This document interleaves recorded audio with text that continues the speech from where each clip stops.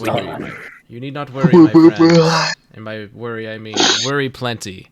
Anyways, welcome to another session of the session 72, not to be mistaken with last week's 71.5, where a bunch of weird, friendly goobers went around and saved a situation and all that. Doesn't matter, though. It is real, but it did not happen here, so we are not going to recap that.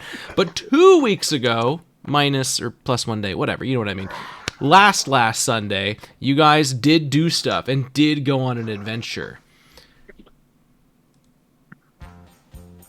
Before I toss the recap over to you guys, though, you guys were on a trek to Codex, and along the way, you had a pit stop of helping Asuka's tribe and helping everybody in Moros. A pit stop? It was supposed to be a pit stop. It was the 20-minute adventure. It was supposed to be the 20-minute adventure. It did not end up that way. This is your DM giving you the message. Pay attention. This is important. Codex will not happen for at least a month. What you guys do before then is up to you. I do not like idle wasted time. I do not want to host a session for nothing. But I'm totally fine if you guys find things to do. At the same time, your stories and your characters matter to not just you, but to me. I'm your number one cheerleader. I don't want you guys to sacrifice something integral to your character, so for all intents and purposes, you guys have 1 or 2 days in character in Moros to spend at most before I'm going to start raising some eyebrows and saying, unless you have a reason to, you got to move on. So for this section and potentially the next 2 to 3, keep in mind that I would highly suggest you guys very much think about what you can and want to do. Maximize that time if you want. And if you guys end up saying cows, we'd rather just wait like 2 or 3 weeks, that is totally fine.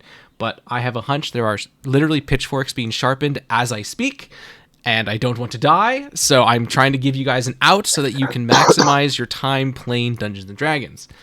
But without further ado, I pass it on to you. I ask you the age-old question. What do you remember last time on Dragon Ball Z? We did it, guys. We beat THC. We gave White the sword that kills God. Sorry, I meant Soup gave White the sword that kills God. Don't remind me. I have no recollection of such thing. And we watched. Must have been the wind. I got my boys with me, watching me make a terrible decision. Hell yeah. Alright, so supposedly last session we had 1 or 2 possible loops left before Mr. Green Guy cut us off from life entirely if we didn't succeed in the way he wants us to. So the party essentially locked in, split ways. Asuka, John, and Morai flew on Cowboy John all the way over to, what they call it, Asuka's folks, also being accompanied by a couple more lizards that increased his speed to get there in time, allowing them to save a couple of villages and quickly rescue, what's it called, Asuka's people. What else happened there? We'll glaze over that for a second. And in the main city, we had Ravan and Malaran taking Ghani, our little eyeless prisoner, to the city to do something. Eventually, they collaborated with our allies there, including Mr. Volk and... How's it called? To the Empire person. Oh yes, Valise. Valise. Ravan dropped him off at Valise, and Valise was like, holy shit, this is the best day ever because I'm not about to die. And we got a meeting set up with the doctor. A bit later, the lizard squad came rolling back, but we made a pit stop on the north side of the city, where Morai used the True Resurrection Scroll to bring back a friendly old face.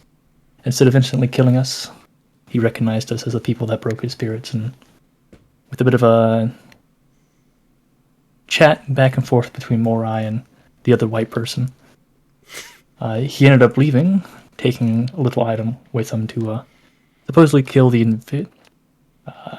Integris dad, who supposedly has bad blood running around. After that, we synced up with the rest of the party. Ended up meeting the Doctor and a handful of lovely folks, including Twitch is a crazy psycho GF, Pandora, Haste, Grimmery, the Doctor, Saw, Belize.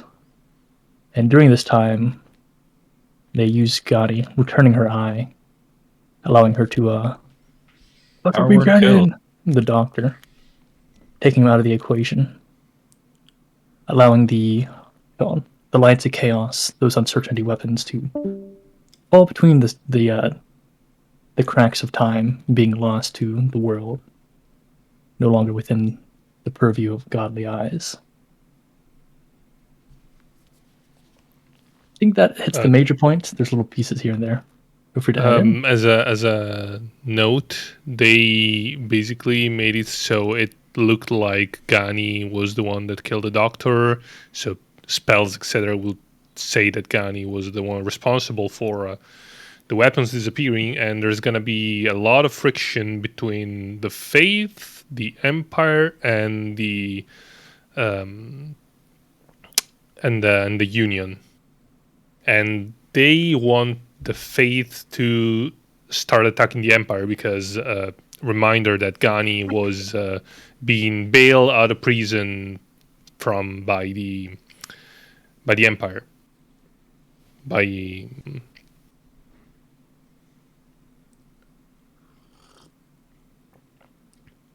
The party ended up shooting the shits with the gods.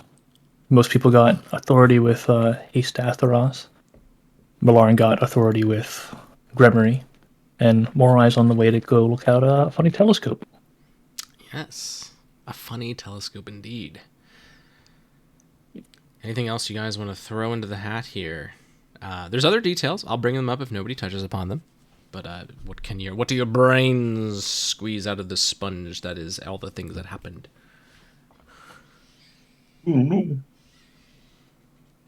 I actually don't remember those fine details. Mr. Cronus man showed up, by the way. That seems pretty important.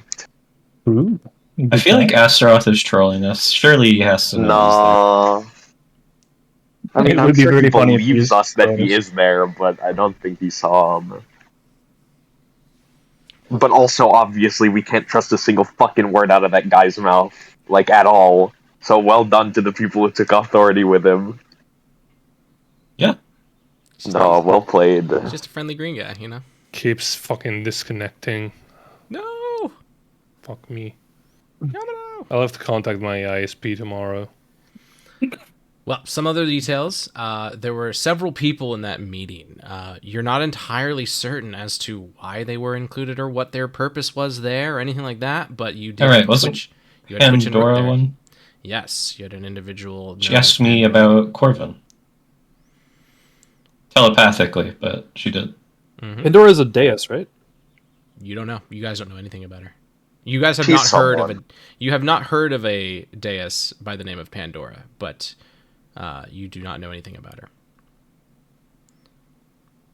All you know is that you've met her once before. You've met her when you went to the Hades Catacomb and you visited those funny dudes just after meeting Cronus for the first time. Cronus the motherfucker. He's just a dude. He appears sometimes, you know, does his thing.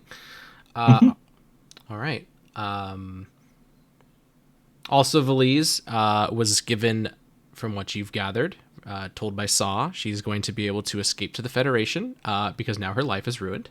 Because while Gani is going to take the blame for all of this happening, this all happens under, you know, Valise's watch. So the Empire is going to be very angry that this occurred. So understandably, Valise's life is over. She's going to have to presumably start over in the Federation. Her day went from like great to awful really quick, huh? Yeah. I mean, to be fair, it's been pretty rough for her to begin with, you know? Like, the world's ending, and then there's a glimmer of hope, and then it's like, oh, right, it's still ending. So, okay. If anybody else has anything else to say, now's your chance. Otherwise, we're going to jump in and find out what's in a telescope. Yeah. Let's find out what's in the telescope. Going twice. Actually, did we all leave like the room that we were in? More or less, but we were, if I remember right, I'd have to double check my watch, my brain might be forgetting. But more or less, the most important thing is time has been split up in regards to what things are happening. Because while that whole thing mostly was going down, I believe Morai vamoosed. She was like, "No, I'm good," and she left like a third of the way into that whole meeting in exchange. She I'd knew like where to pester her at some point, but she knew where in the sand she was drawing her line. She stayed for a bit. She heard a little bit of what was going to be said. I think she kind of picked up the general tone and direction it would go. And Morai was like, "Nah, I'm good," and started heading to go meet some funny astronomy people. I don't know if it was said of if you guys heard me say this because I was cut out from Discord, but like the main thing other than the light of chaos disappearing from the eyes of the gods is that the fate is gonna wage war against the empire. Yes. It's gonna slow it down. Yes, there has been a conflict that has been brewed between the faith and the empire. Which, John, give me an intelligence roll, because John lives in this world. He's not you, and he might realize something just because his thoughts are 24/7 immersed in this place. And I might be able to throw you a bone. That's a save. So it's probably the exact same. So that's a 10. Same thing. I'm gonna say with a 10. I'm not gonna give you that free bone. You didn't miss out on too much, but if you got I had a DC in mind and it was kind of high. If you did hit it, I would have given you a bone. But it's okay because you might, knowing you'll realize it eventually, anyways. Thumbs up. But not yet. Or at the very least, maybe you have realized it. And if I told you, you'd be like, "Cows, I knew that from the beginning. You're stupid." And I'd be like, "Oh fuck." Anyways, Morai, we're gonna put you on the map as I'm not gonna play just your generic Moros music because, truth be told, you're gonna have that quickly change to the, Garden of Zigna music because you're heading to the garden, or Zignis, excuse me. Here you go. Sigma. Here's your new token, Slippy. Oh my god. So, She hasn't even gotten her makeover yet, but that's fine. Who the hell is that? Wow. I got a commission. all right, as you head over there, it's a bit of a walk. Oh, wow. It is very similar to all the past times, the gardens themselves are quiet. You see like two people tending to them as you walk by. There's a few worshippers that come and go, but it is otherwise very quiet. It isn't until you get close to the actual gates, walking up those large steps, that you feel an unease kind of brush down your spine. Your hair crawls up a bit on your arms. Your senses naturally are heightened. If Oscar was here in your mind, you might be thinking that lizard man, his instincts would be attuned to whatever's going on. And not to say that you're not attuned, you're also a seasoned, combatant. But this feels very subtle. Very, very subtle. But you don't necessarily sense imminent danger so much as something is making your senses stay on high alert. Walking in, it is honestly a sight you've never seen before in this place. It is packed, as to remind you. Basically, to one side, there's a series of pews that head up to an altar. In another direction, there's this massive, almost like circular gathering area with a few more pews and like some statues. And then in one direction, it's just a series of like hallways and entranceways. And to your left, where these pews are, where there's like an actual congregation happening, it is packed, like actually packed.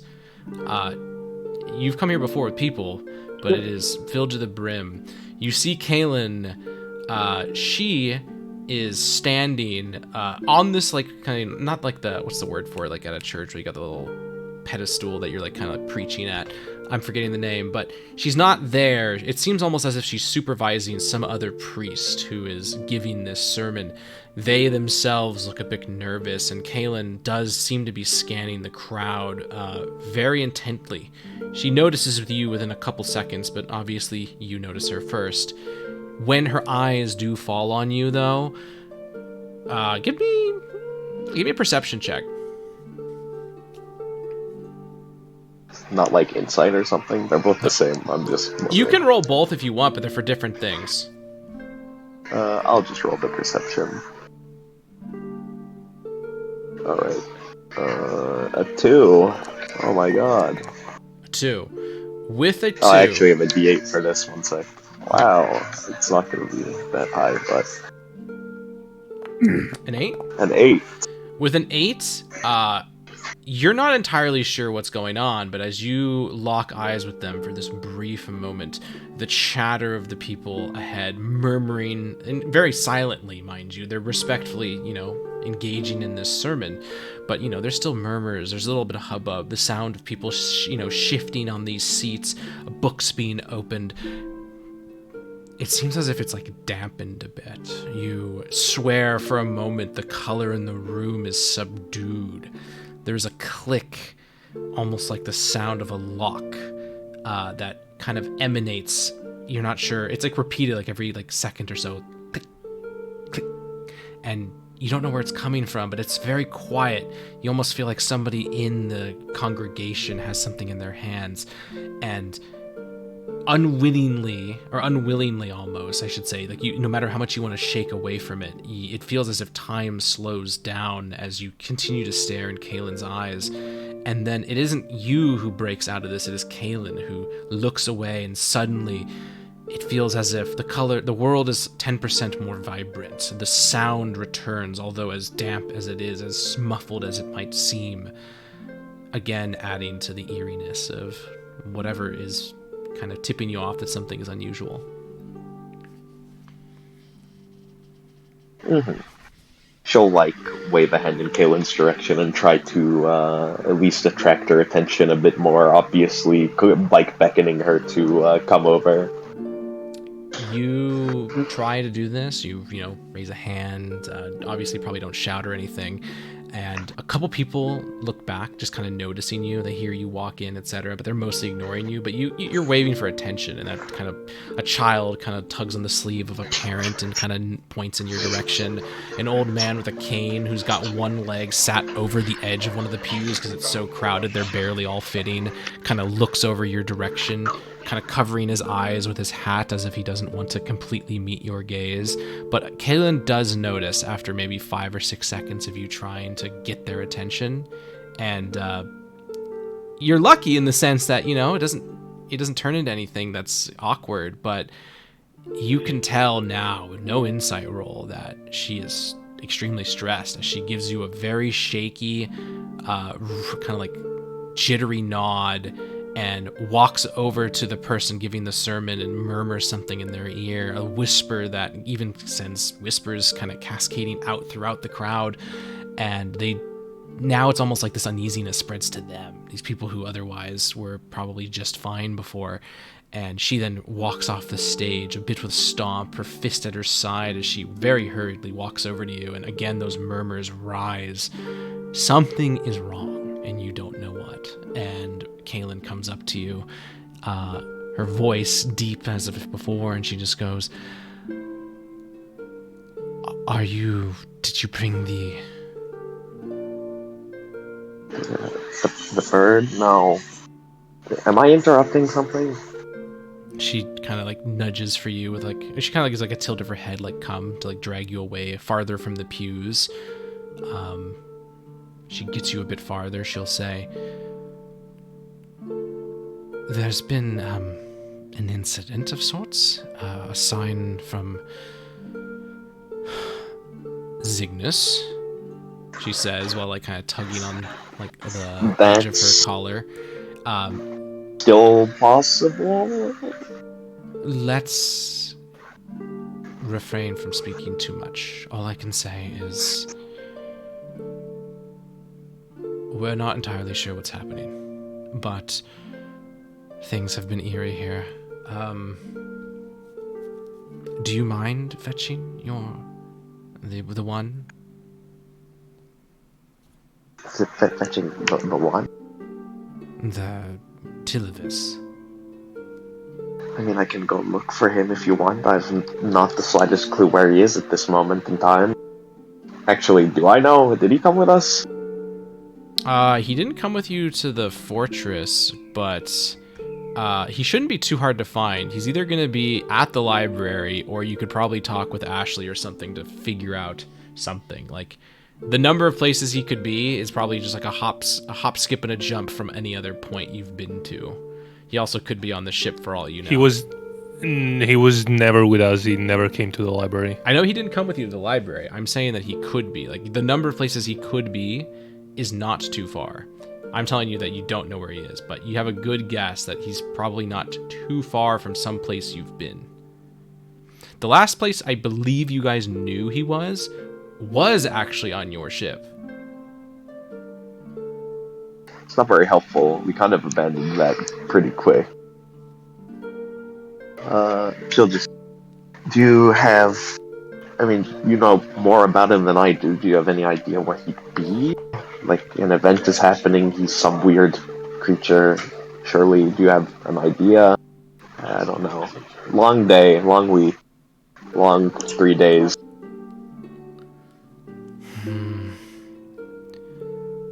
I can ask some superiors. Maybe they would know, but I'm going to assume that we are not able to find him instantly. Did you come here for something else? You didn't bring them. Yes, I wanted to check something.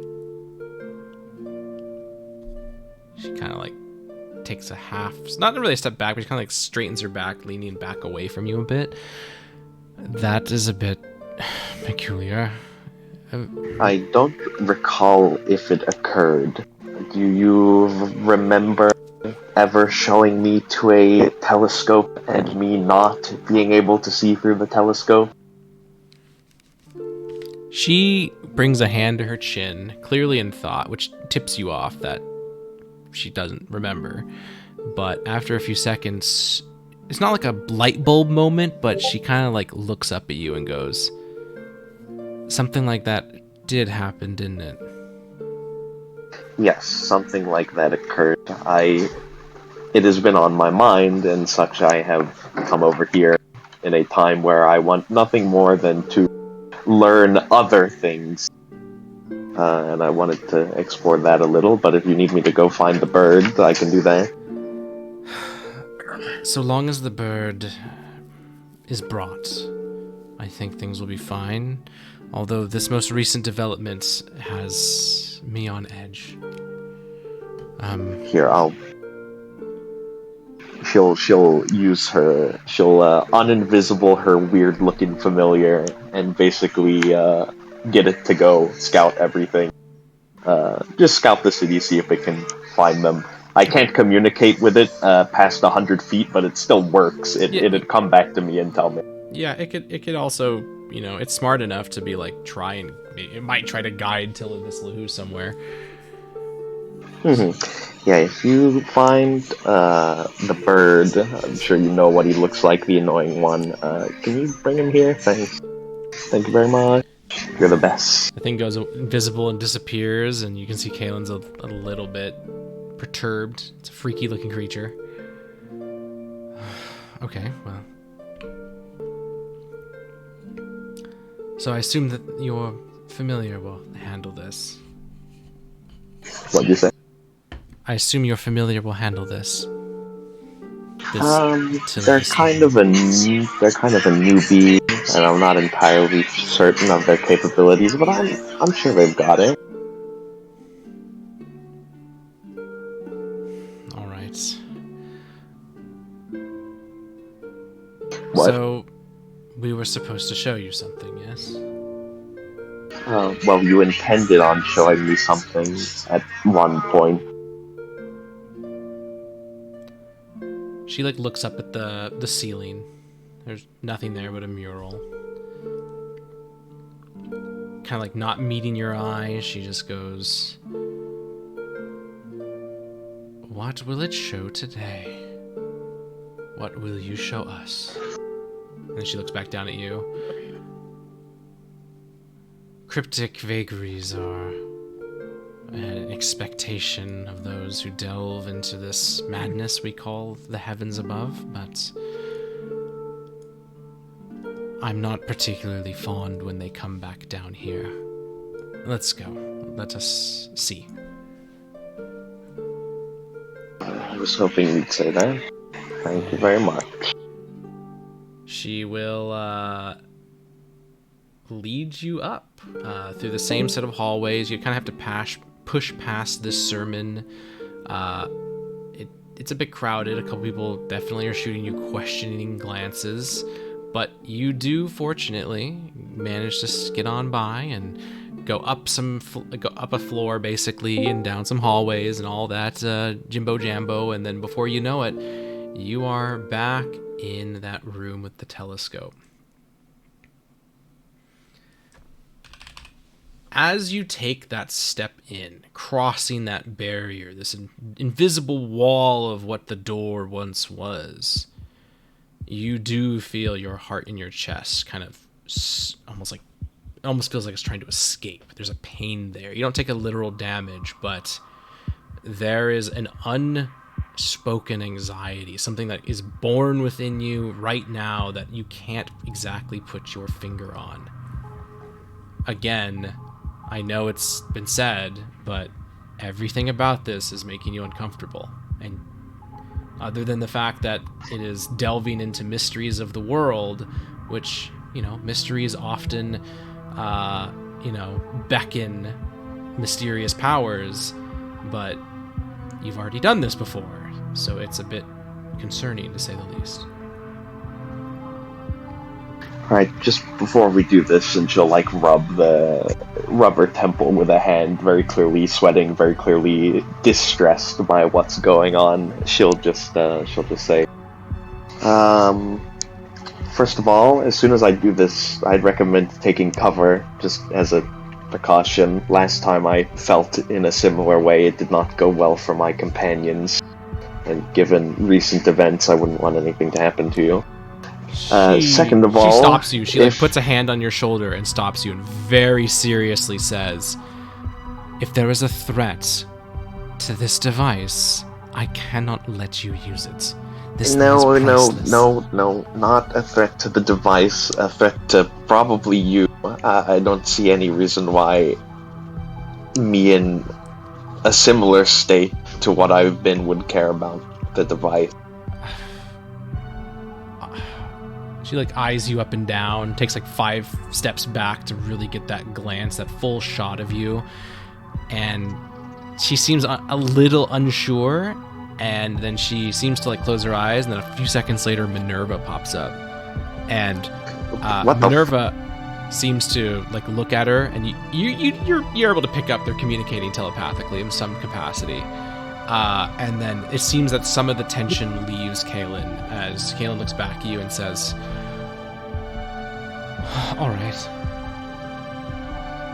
proceed." And second of all, if this causes me to die, I leave everything with John Cowboy and 2 gold to Ramon. Okay, let's do this. Fucking hates asking. That's crazy. Buddy, he's leaving 2 gold to me. I think that's more insulting than it is not. All right. Do you approach the telescope? Yes, she does. So she has to hype herself up to do it, but she gets there eventually. Make a wisdom save. Dude, my favorite.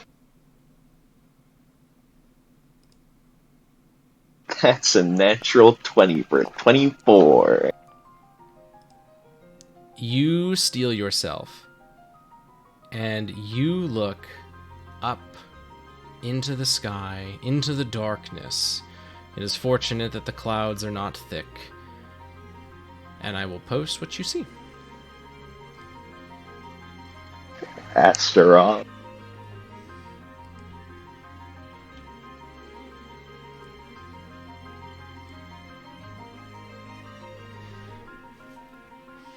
As you take this sight in, the wound on your hand becomes stabbing.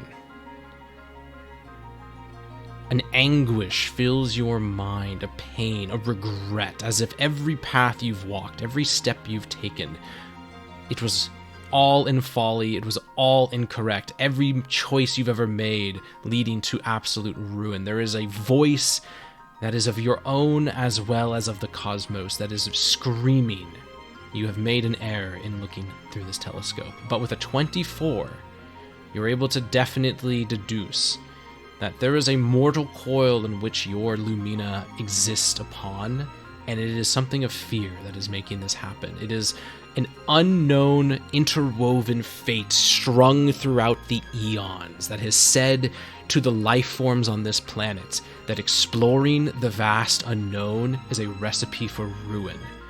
It is an instinct bred into you through evolution of time itself. That 24 is you being able to see through that fear for what it is. Yes, this is dangerous. And yes, it is so dangerous. The people of this world, perhaps even just the creatures of this world, have learned instinctually, in the DNA of their being, that the stars are forbidden.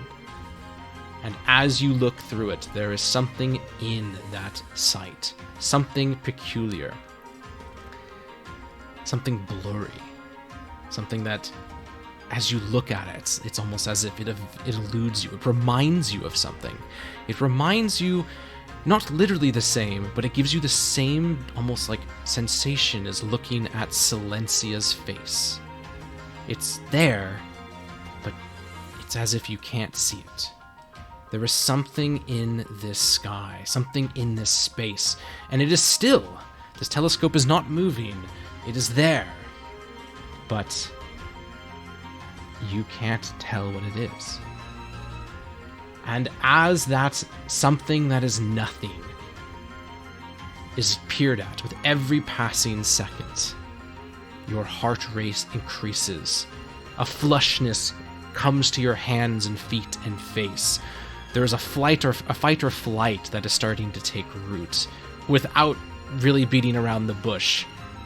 That instinct I was speaking of fear, it is quickly converting into absolute abject horror, and you don't know why. Is there anything you do? No, she'll look at the void and have it stare back at her. She won't make too much of so much as like squirming in place at all of the thoughts racing through her mind. She'll grit her teeth and bear it. All right. And as you bear this pain in your hand from the wound you delivered spiking intensely, you hear a voice.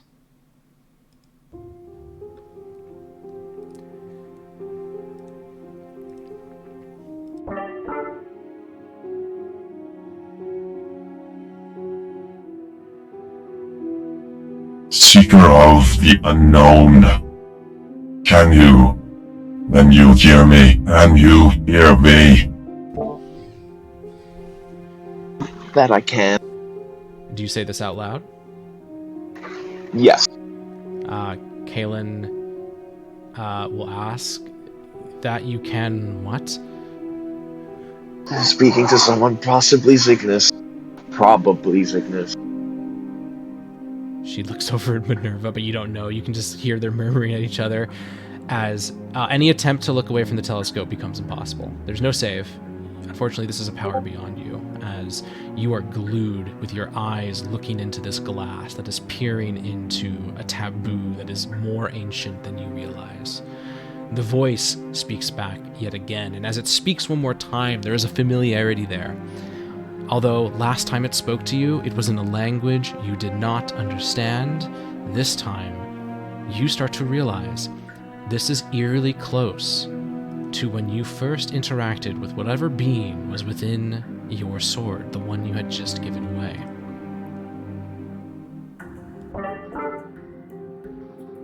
Walker, you will. I sense your will. Who are you? What are you? Partially what I came here to ask and discover. I suppose you could call me Wrath. More Isopherus? I don't know.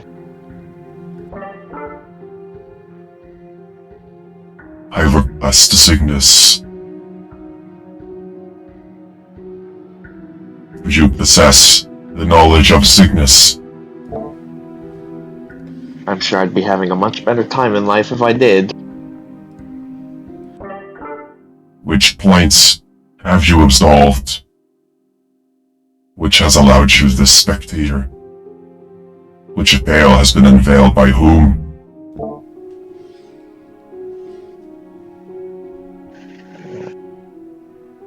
This all sounds like cryptic nothings to me. Which points has lent you? The point of destruction. Though I do not own it anymore. Abaddon. Destruction. Concerning has been 8,000 years. There's not much to do. There's a bit of silence, and for a moment, you feel like a breath that was being kept locked in your chest is given a moment to escape. Words were coming, but they were short. You almost swear that you might be able to peel away from the telescope if you wanted to. Which, if you want to try, you can. But I'm assuming no. Nope. This silence continues for a few moments before suddenly within the lens something is clarified.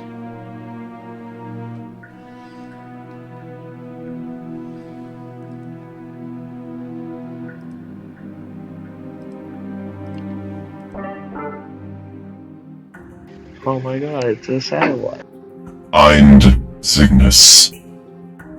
Give them back. They must once more return to Pandora's box.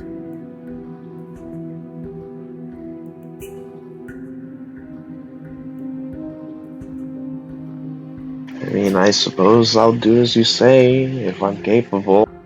Time is of the essence. There is not much left. Do not get told fail that me. every single day.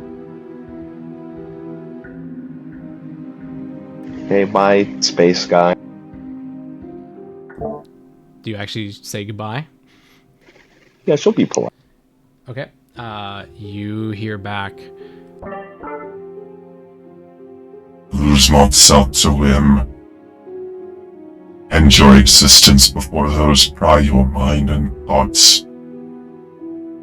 Do not let me down. As you suddenly feel like a chain that was around your neck, a noose that kept you on your toes, is completely alleviated, and that sight of this strange thing in space dissipates and is... Oh, I got a phone call I have to take, sorry. What was the last part?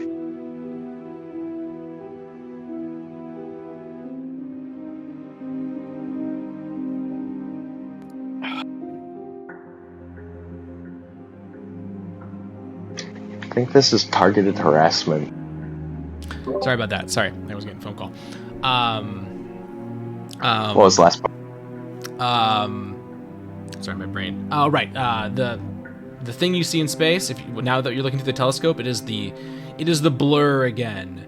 That is like indiscernible. Definitely something. No, I meant the last thing he said. Oh, he basically said, "Don't fail me. Don't let me down." Okay. That also, he also told you. Technically, it wasn't the last thing, but he also told you, if anyone tries to pry your mind or steal your thoughts, kill yourself.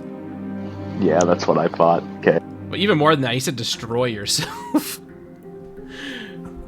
Can't risk being resurrected with a true resurrection scroll for this one, according to this guy or thing. As you peel back from the telescope, you do see a certain Minerva. You've never seen her face change. She kind of has like a, how do I say? She has a bit of a like mask face in a way, right? Like it's not the kind of thing that changes. But for the first time ever, you feel a sense of emotion from them, like something beyond just their cold, robotic-sounding words. for all intents and purposes, you feel anxiety from Minerva. You've never really felt anything close to that from this thing in your brief exchanges with them. Don't get too antsy now. All I was told to do was something I had already planned on, as well as to kill myself, so... They're staring at you in silence a bit. You can tell Kaylin is thinking. But, well, it is unfortunate to say Minerva has no facial expression, so you don't know if she's thinking or not, but she does speak eventually after a couple awkward seconds.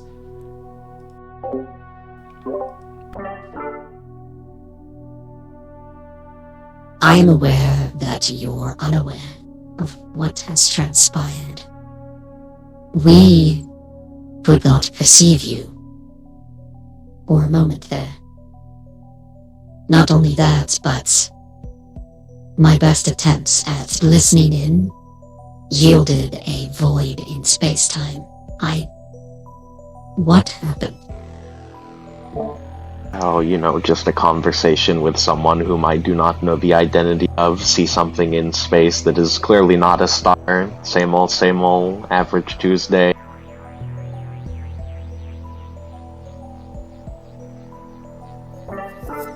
Do you have, coffee? Your nonchalance is concerning. Bring the bird here. And Minerva Yeah, disappears. I planned on it.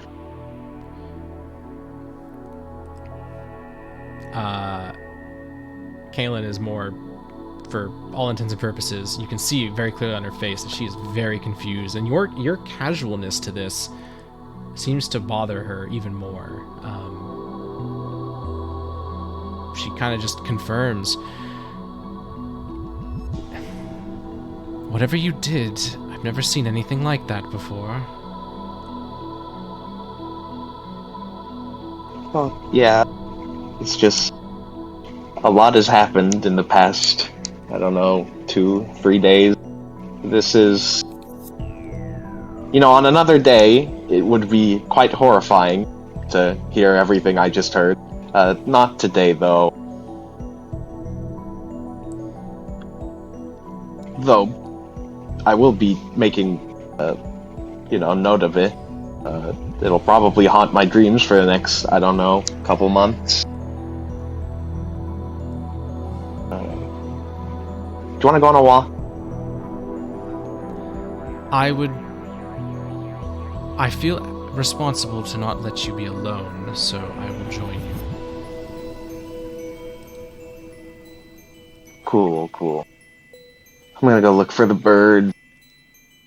And then I'm imagining going to the institute and they can explain everything that I failed to pick up on. You wouldn't happen to know if Cygnus had a history with any super top secret, incredibly dangerous weapons now, would you? She looks at you and very bluntly says, "That is possible. They weren't a god after all. They might have been smote by them." If he was smote by them, I'm going to take a wild guess and say you would not have received any sort of anything recently from him. She shakes her head and just says again, "We have been getting signs, but that should be impossible."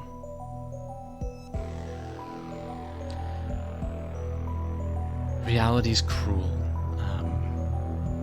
What was that?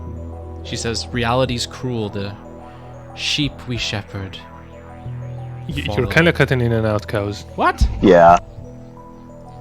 What? He's fine on my end. There have been periods where it's just The end very of hard your to explain. sentence sometimes are cut off. Weird. Well, give me a second. Uno mas. Let me see if I can fix this. Make it a little better. Careful with moving your microphone. Sorry. True. No, I meant for you. Yeah. Where was I? Fuck, I lost my train of thought. I have a brain of a goldfish. Shepherding sheep. Oh, right. She'll just say, Sheep. the sheep I shepherd are guided by falseness that we do not expose, but that also in turn means they should not be receiving messages. Wait, so is that to say that normal, regular people are receiving messages? Communes? Signs is a better way to put it, but yes. Yikes. Let's go for that walk.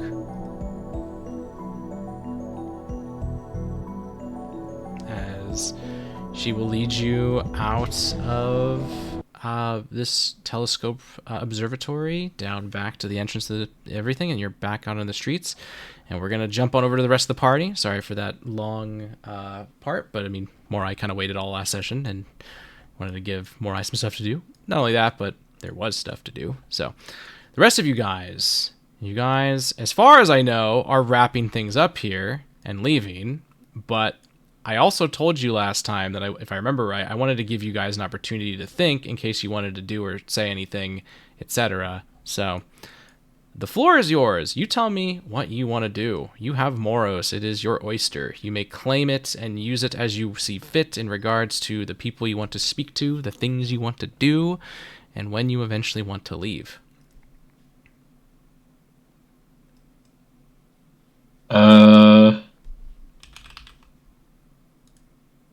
I presume we already left the authority receiving party, or are we still in the room there?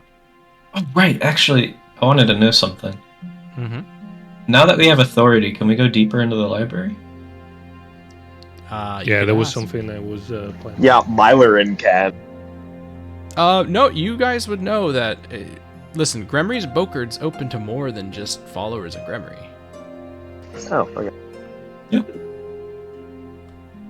If that's the case, then I'd probably ask Myler if he wanted to head there. But like the question earlier, if you want to say you're at the tail end of that meeting and want to ask a few last few questions, I'm totally fine with you guys doing that. Well, who else still here is the question then? Twitch and Rook are gone. Valise is being escorted out. Saw is soon to leave.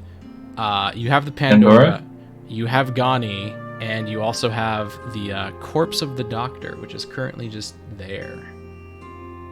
The gods are already gone? Oh, no, right, the gods are here too, yeah. Okay. So Lauren would ask to Gremry, so this resistance, what's the plan here? What are exactly we fighting for?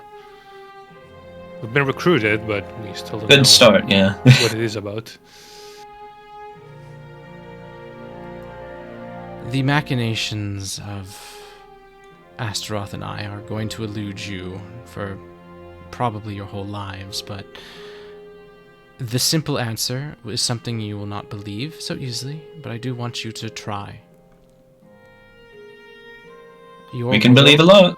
Your world is in peril. We happen to like this world. We happen to like the people of this world.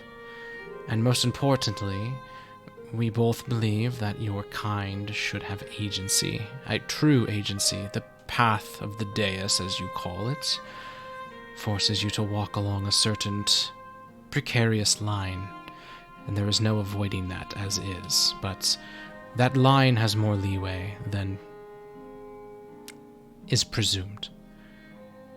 I am of a firm belief that it is cruel that your kind know nothing.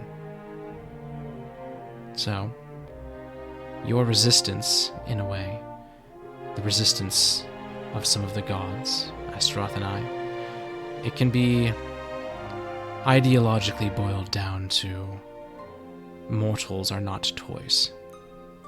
They are not pawns to be played without thought.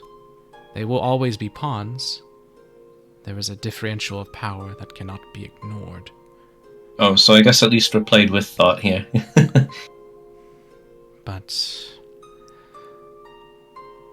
there are enemies abound. There will always be enemies abound, beyond your comprehension, and that should not surprise you. But most gods wish you to blindly flail in the dark against them, and I don't. Could you remind me what exactly this ruin thing is? What?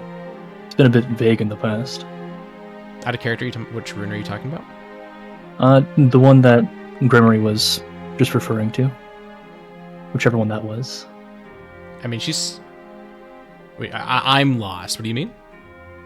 Didn't she say that they were partial to the world not falling into ruin? Yes. Okay, so you're asking like what kind of calamity might fall at you is what you're saying. Okay. Bingo. She will she'll pause before answering you. She doesn't... A lot of the times when she pauses, you get the impression that like she's in long thought, but she pauses seemingly for some other purpose. You can read her that she's not thinking. She already has her answer.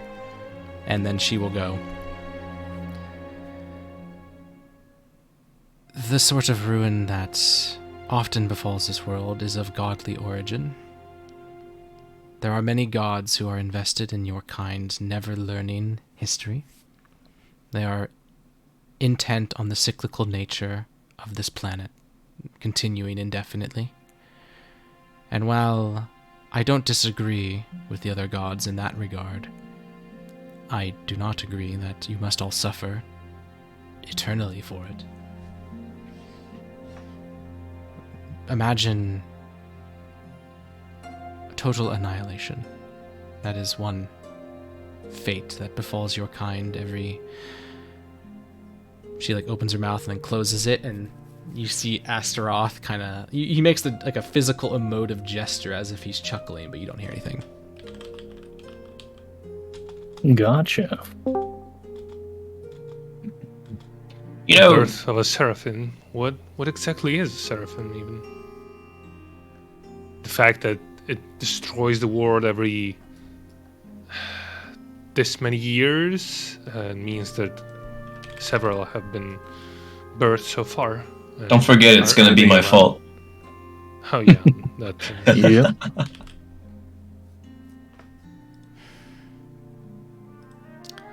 Gremory thinks for a moment again and then says, "There are some things I can't so easily say." And as she says this, Pandora like shifts on a couch and you hear like a cushion tear because she's got a sharp metal body. And then you hear Gremory continue, and she just goes, You will not be content with my answer, so I will explain why that answer is first. Again, I have an incentive to keep you as informed as possible. The other gods, probably the thing they most so desire to be true is that you are all ignorant. We're all what?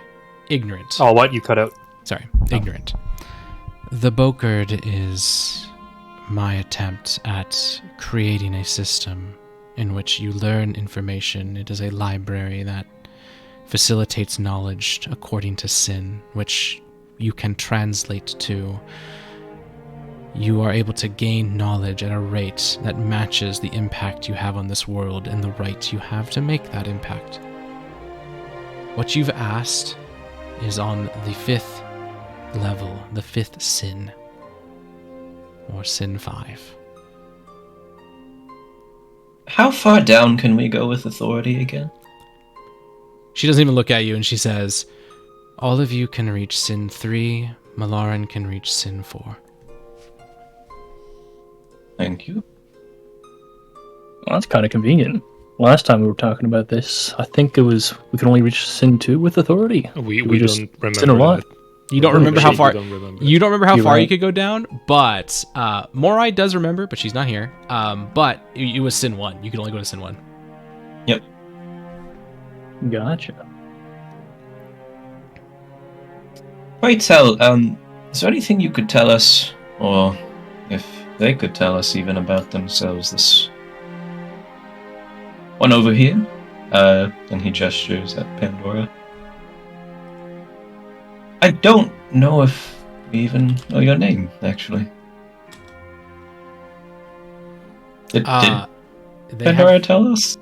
I personally forgot if you heard it. You did not hear it in this conversation unless it was mentioned by Saw, which it might have been mentioned by Saw. That's possible. I think Saw went around the table introducing everyone, but I'd have to check the VOD to confirm. Well, what I'll say is she'll mention it anyways as you gesture to that person.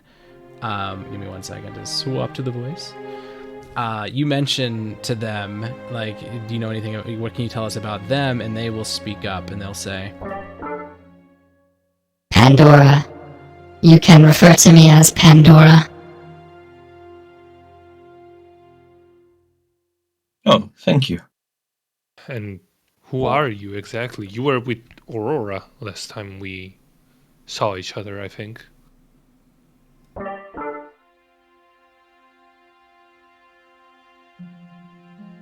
Isn't Aurora sided with the gods? With the other gods, I mean. as you say that, Pandora will shift on the couch seat again. Another cushion kind of tears. You hear a crack as like some wood's about to break. You kind of pick up that she's also probably really heavy for her size. And then she'll just go. Lots of questions. Some answers. I'm what you might potentially know as a computer.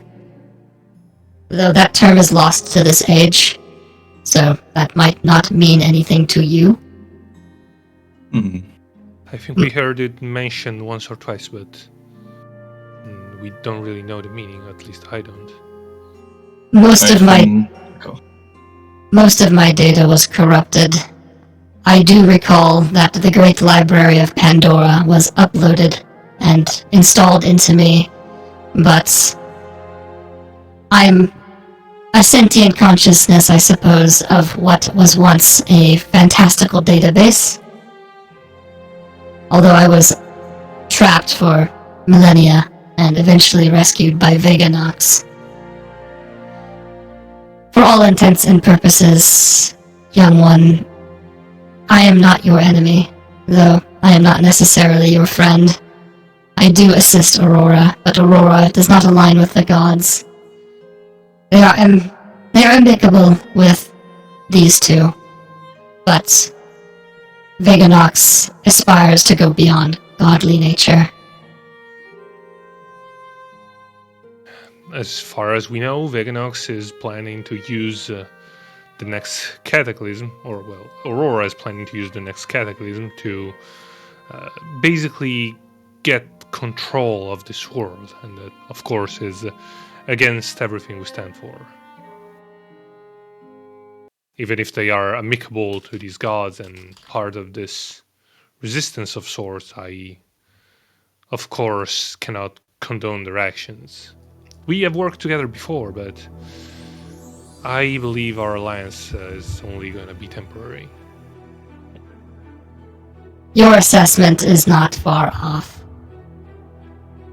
The trajectory this planet is on, it will see the Seraphim born, and afterwards, Veganox will resurrect his undead armies and conquer this planet for the next cycle.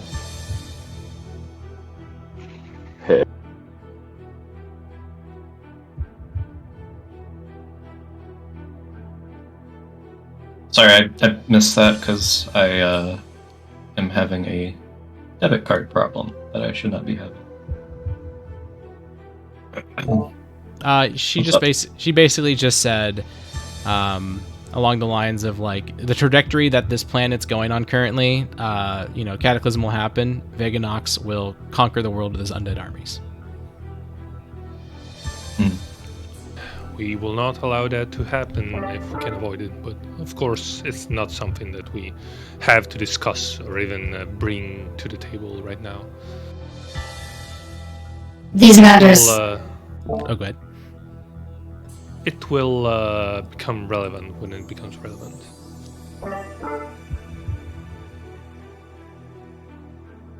I do not. Information was. Oh, No, on. you go. What type of information was stored in your corrupted library? Mostly information of a civilization long gone. Science, math, history. It is a collection of fragmented data that exceeds all but one library on this world, one that has been mentioned already. Gotcha. Was that referring to this world or something else? It is this world, yes. Are you a construct of Nausicaa like Echo is? I believe he referred to himself as a computer as well. What is Echo? Malarian looks towards Gremory. Gremory. Well, I guess he's just as Ignis, by a different name. Gremory will look at you guys and simply say, "They do not know of Echo." And are we allowed to tell them? You see. The better question is, would it be wise? You see Gremory about to open her mouth, and Astaroth is instead the one who speaks. You misunderstand something very, very fundamental. You can say whatever you want. Believe me, if you happen upon any information in this world that is fair game, anything that is taboo or risky or bad, if it comes into contact with you, trust me, that means the world was crafted in such a way to let that happen. And by that I mean the machinations of these gods are very tight. So, if you can worm something out of her, that's fair game, and similarly, you can tell anything to her. Neither of you are gods. That is okay. And as he says that, mostly. As he says that, Gremory immediately falls up and just says, "The exception to that, and it is a rule known within the Bokerd, is that which is found and learned in the Bokerd is not shared to those outside the Bokerd. But if it is found in the world itself, that is, as Astaroth said, fair game." I was mostly talking about the repercussions that this could have. I'm not clear on what kind of affiliation Echo has or she has, and he motions towards Pandora. And so I don't know if them being aware of each other might be a problem. That's all. This time Astaroth lifts a finger as if he's going to speak, but then Gremory speaks over him. So now they're kind of going back and forth talking over each other as Gremory will say, "You must understand that my intent is your kind to have eventual autonomy as well as free will, to the greatest extent possible. I will steer you from danger where it is unfair to assume you could avoid it, considering you have become one of my own eyes and ears, so to speak. But questions of, is this wise, or will this work? If I tell you that you no longer walk your own path, some mistakes must be made and learned from, and some victories must come entirely from your own decision, your own path." Well, I don't want to be so cruel as to deny someone the knowledge of their similar, possibly. So, to answer your question, Echo is a construct, a computer, as you called it, from Nausicaa. I believe he's not a library of sorts, an encyclopedia, like you called yourself, but he's the recreation of a person's mind. Different, but still similar. I request a meeting with this individual. She cuts you off, leans forward in the chair, another tear in two cushions. Oh, that was a horrifying That was voice, Green right? Guy's voice. Oh, sorry, Yeah. I forgot.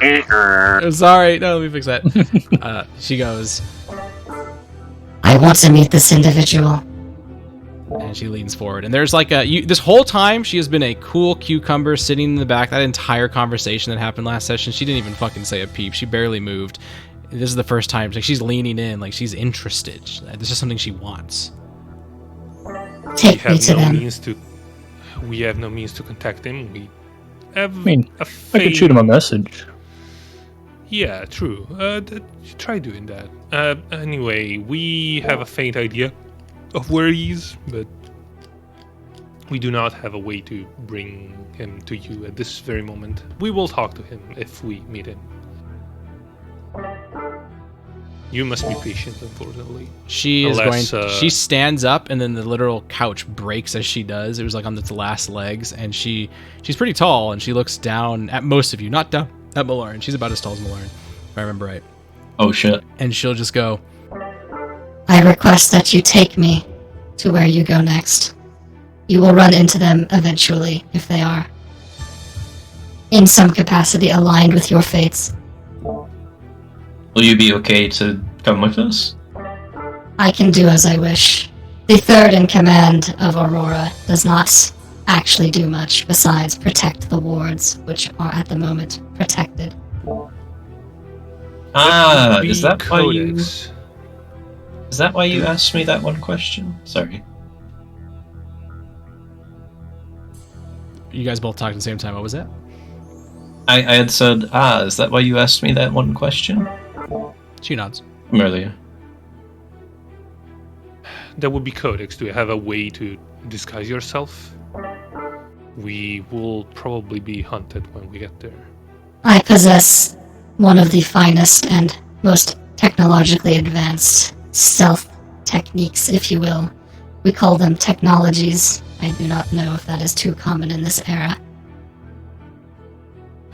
I take that as a yes. So yes, you can come with us as long as you don't cause any problems. As he says this, Gremory will kind of comment, Pandora's a manifestation of the greatest technologies of a civilization that comes once in a million years.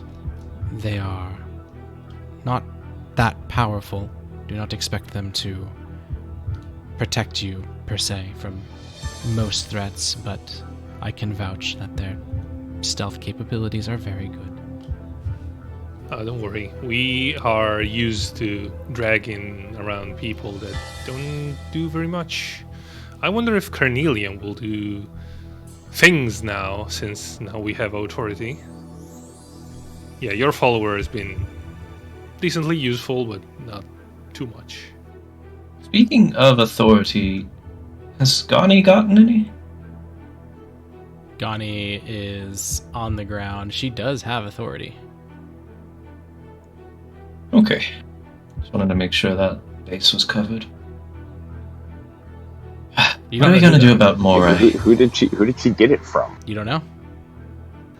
Was no one there watching her? Probably already had it. Way before this. Yeah, like she already had it, then why? Wait, that doesn't make sense. Why would one of the gods call her out and tell her, oh, did you want authority when Morai tried taking her away? Oh, right. That's a mistake on my part. That's my part. My bad. Yeah, she had it Bro, before. what the fuck? Yeah, no, sorry. That was important. I'm sorry. I forgot. In that case, Yeah, she has it. Mylerin, what do you think we should do about Morai? Time will tell. I honestly can't tell what's on her mind, and I don't want to force her to do anything that's not from her free will. So. He leans in and whispers, yeah, well, she kind of had me steal half of the Moros economy, so... Shut the fuck up. I got questioned about it. We will get there when we get there. Listen, I can't force her to do what she doesn't want to. You guys see as Saw goes up to the corpse of the doctor and seems to finally do something about it. She starts to lift it up, and there's a strength to her. You don't know what it is, but that thin, womanly frame is deceiving as she lifts this thing with one hand. Not like so much that it's like it weighs like a feather, but like she is able to lift it with one hand and put it over her shoulders a bit. And she will just go to all of you. I leave the criminal in your hands. Evacuate this palace within the hour. Otherwise, do as you will. Sure. And remember, her voice has not an excitement as in like fun excitement, but there's like an energy there she's never had. She's always been very like low key, monotonous with her voice. There's something a little more there. She goes, remember, we are not your enemies anymore. You have served your purpose. May our paths, if they must cross, be of mutual benefits to protect this world. I don't think we ever regarded you as enemies. The thing is reciprocal. She takes the doctor and leaves. Gani is going to look up at the gods to correct this mistake in the timeline, because I forgot that she had authority already. And she'll ask. And remember, she's like completely fucking devastated. Her life's basically turbo ruined, right? She'll just ask. She was like crying before, and she'll just go, so am I just fucked? Is it just over? And No. Astaroth says, looking away from you guys, looking away from her. She's like, Astaroth's still looking at you guys. I have an inkling suspicion, just a smidge of a hunch, that these will probably drag you somewhere, so probably not over yet. Hopefully you won't wish it will be.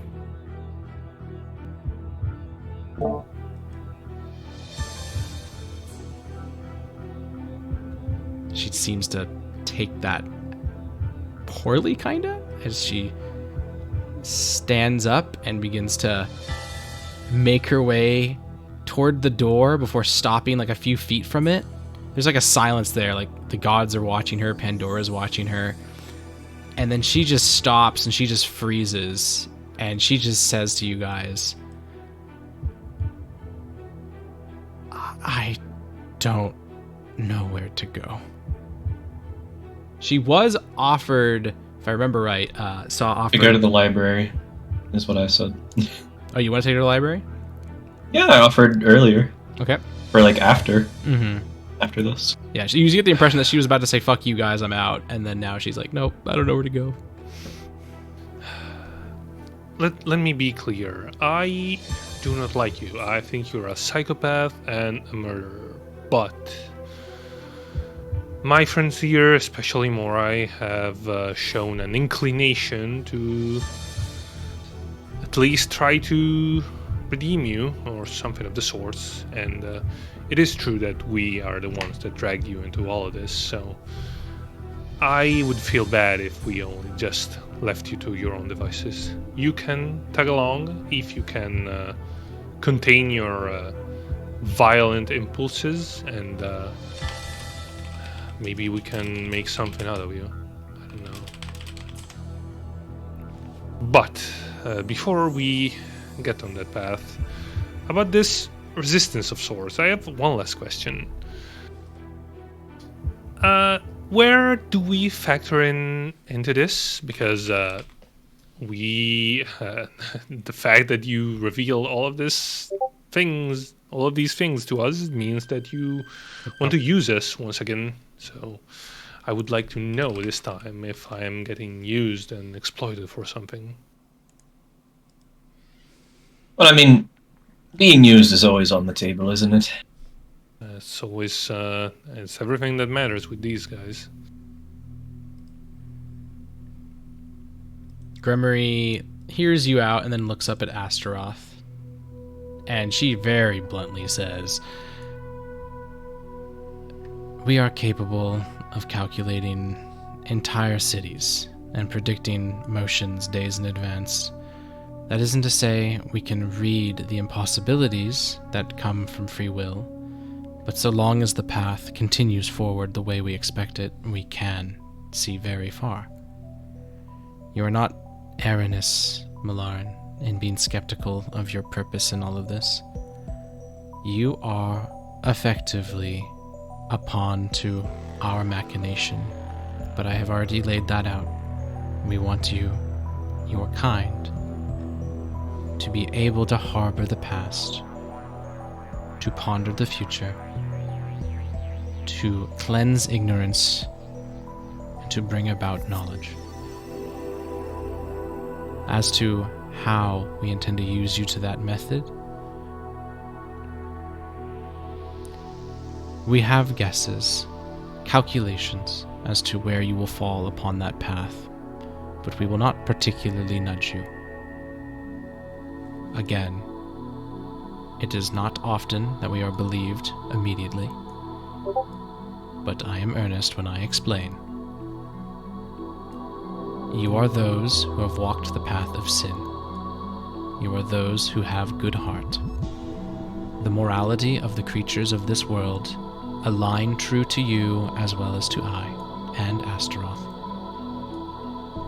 We do not want to see you destroyed. Sometimes higher powers do things out of want. That is what will is, something we are trying to impose upon you.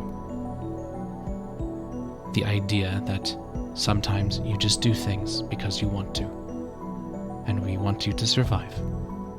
You'll just have to accept that. And so it's gonna be a wait and see again, huh? Okay. It is fine by me if that's what it takes. You said you can compute like the futures of giant cities. I'm kind of putting some words together, so let me know if I'm reaching a bit too far. But does that mean you two are also some sort of what was it? Computer?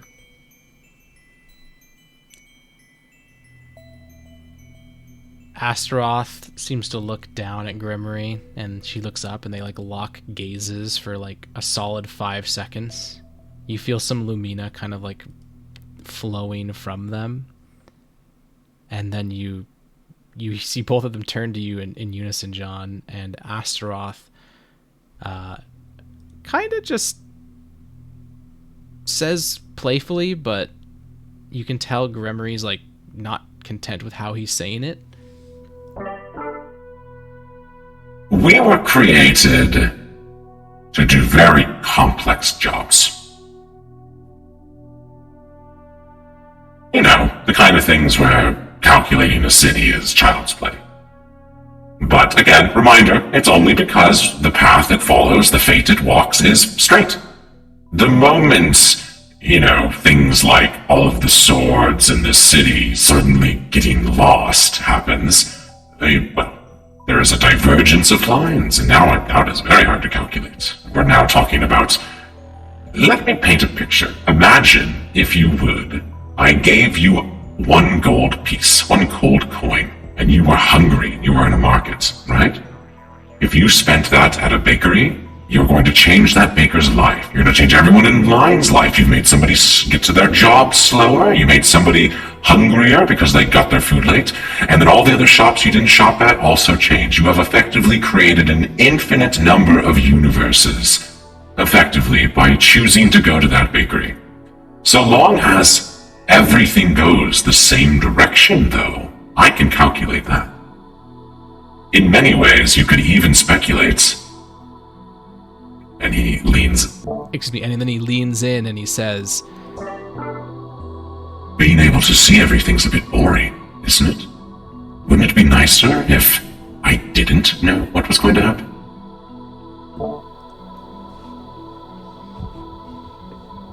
I guess if you're omnipotent, that takes the surprise and joy out of life, so sure, yeah. Grimmery corrects you and just says, we are not omnipotent, but you could mistake it for that in certain circumstances. Being able to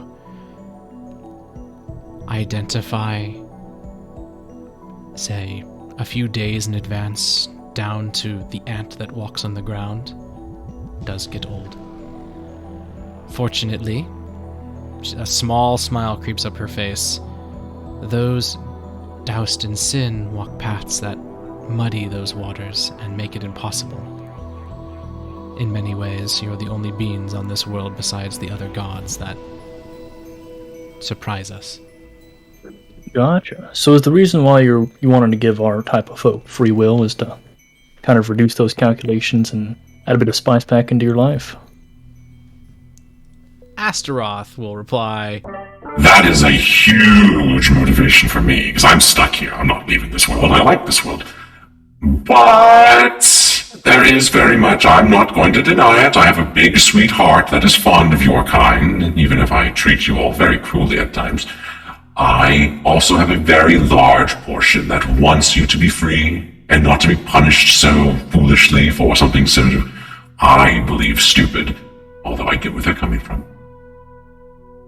I don't think Grimray cares about that, though. She's not exactly the most fun type, if you know what I mean.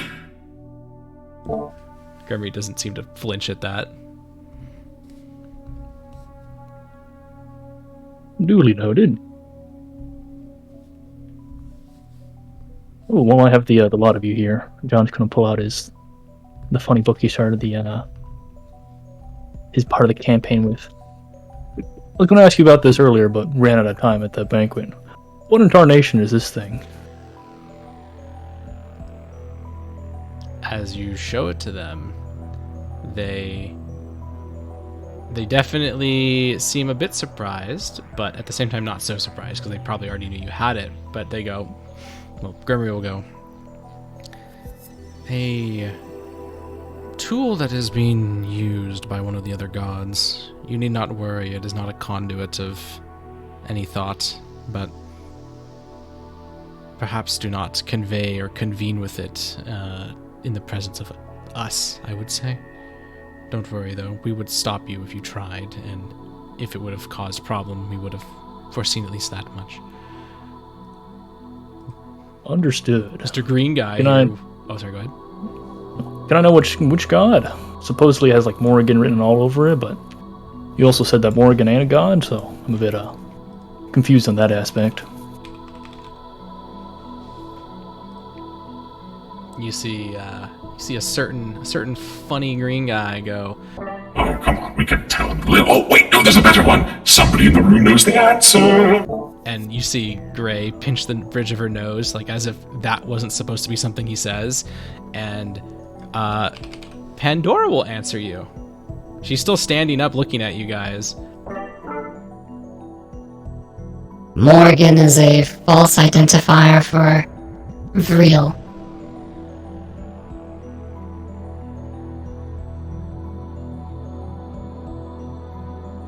Gotcha.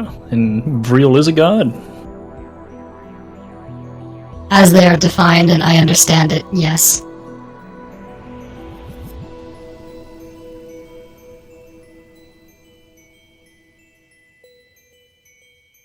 John kind of scratches the back of his head. Why do all the gods need like multiple identities? Can't they just be happy with their first name?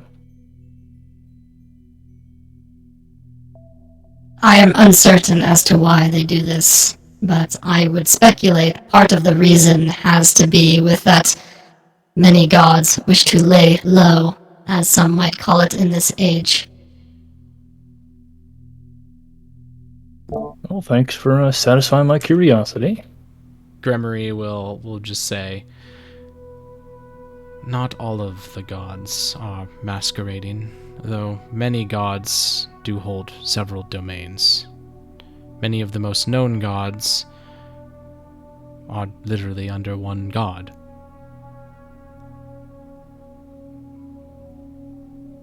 I mean, I'm all ears. Unfortunately, you will have to go delve for that information in the book code. Fair enough, fair enough.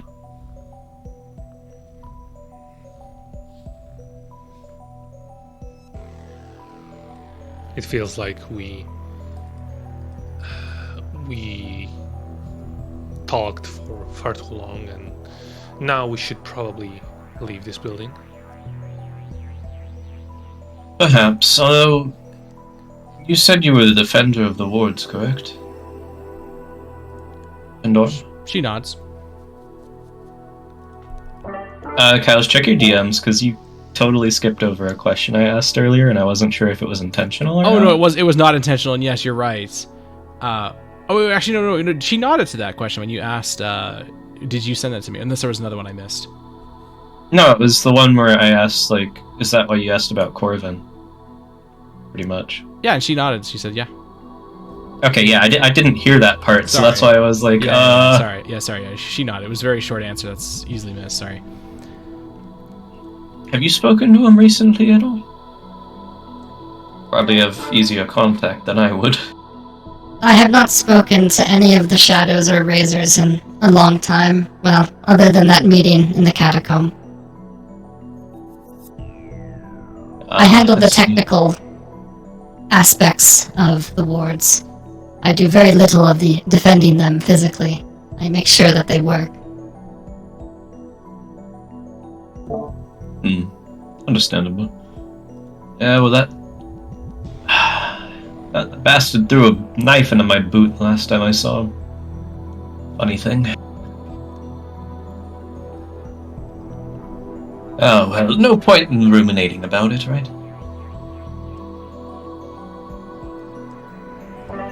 I could speculate there would be much reason to think about it for at length, maybe 1 year. You're right.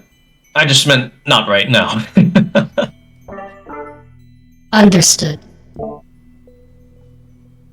So you said you wished to come along with us, correct? Would you be attending to the library then with us? I will be in your Yep. presence until you facilitate me otherwise, which I don't think you can. Okay. Actually, do you need oxygen? I do not need air. Could maybe carry you around in this, and he shows her the portable. My designers made a point of creating something, a vessel that could survive anywhere. So, I'm resistant to most things, and I do not need to this eat. is probably very safe. Although I will refrain from entering any other plane if I can help it. Fair enough. I don't know if I saw you tearing up those couch cushions a little bit. Wouldn't want me to go kaput too. She like completely vanishes from your sight in a way that's like unnatural. Like there's no detection, no Lumina, nothing magical seems to like immediately pick up on her. It's as if she's literally gone. You'd sooner guess she teleported, and then she reappears like 2 seconds later. That actually works perfectly. You're better than me at that, I think. It is one of the few things I can do. I would hope I am better. Well, I mean, it's one of the few things I can do too. It has been a problem in times. The doctor had spent, supposedly, decades looking for me. I wasn't even aware. Well, she I'm has sorry to hear a few that. thousand years on you, I think. So it is fair that she is a little better. Well, I am presumably over 8,000 years old. It wasn't until later that I was awoken, so to speak.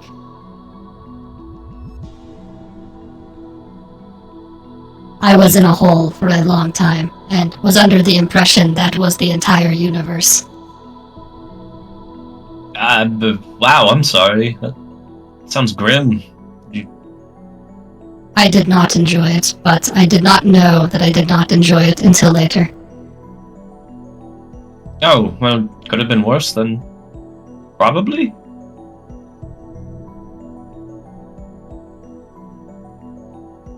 There's like no reply Well- from her. She just stares at you. Well, if this conversation is over, I would say that we all need some rest and respite.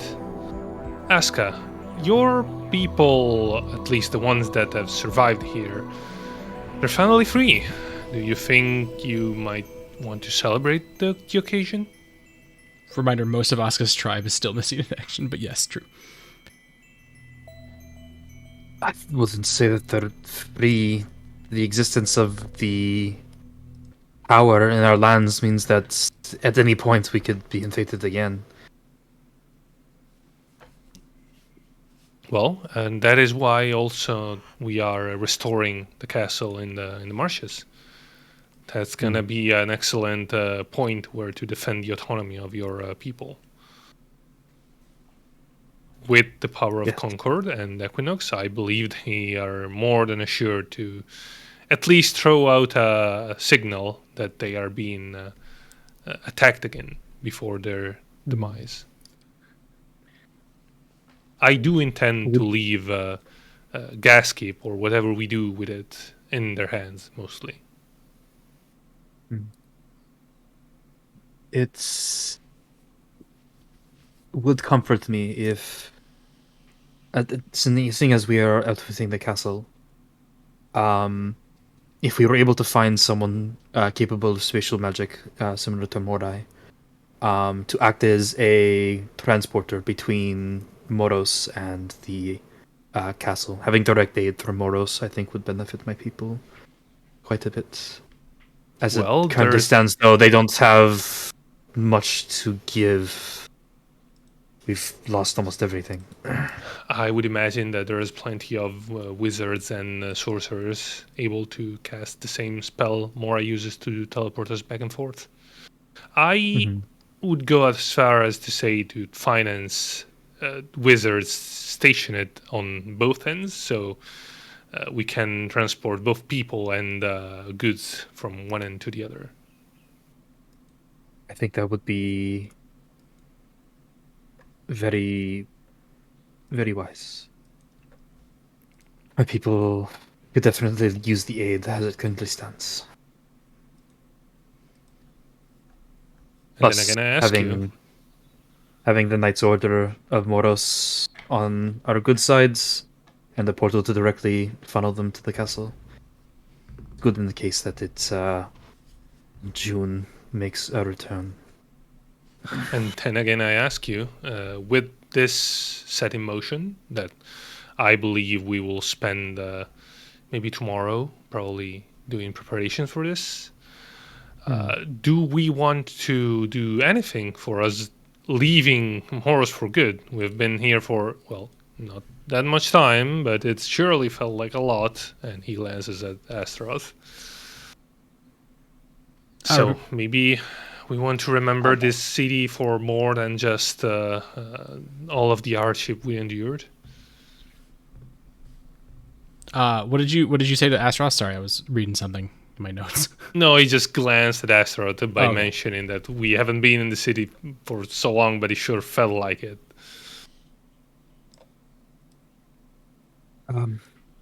In my people's tribe, when one passes, there is often a ceremony of remembrance. Yes, I was thinking a funeral for your deity would be at least welcome, I believe. I think that is a separate matter that should be handled by my people and my people alone. But for those that have been lost in this genocide, I think it would do well to have a similar ceremony of remembrance for those that we have lost. My people, those that have survived at least, could certainly use a good time to remember those that they've lost or have yet to find. I will see if I can convince the city council, the city administration, to let us host it in the woods near the graveyard. I would feel like that would be enough of a solemn place to hold a celebration and funeral. If that's okay with your tradition. In the city? Yes, there's a big grassy wooden area near the graveyard.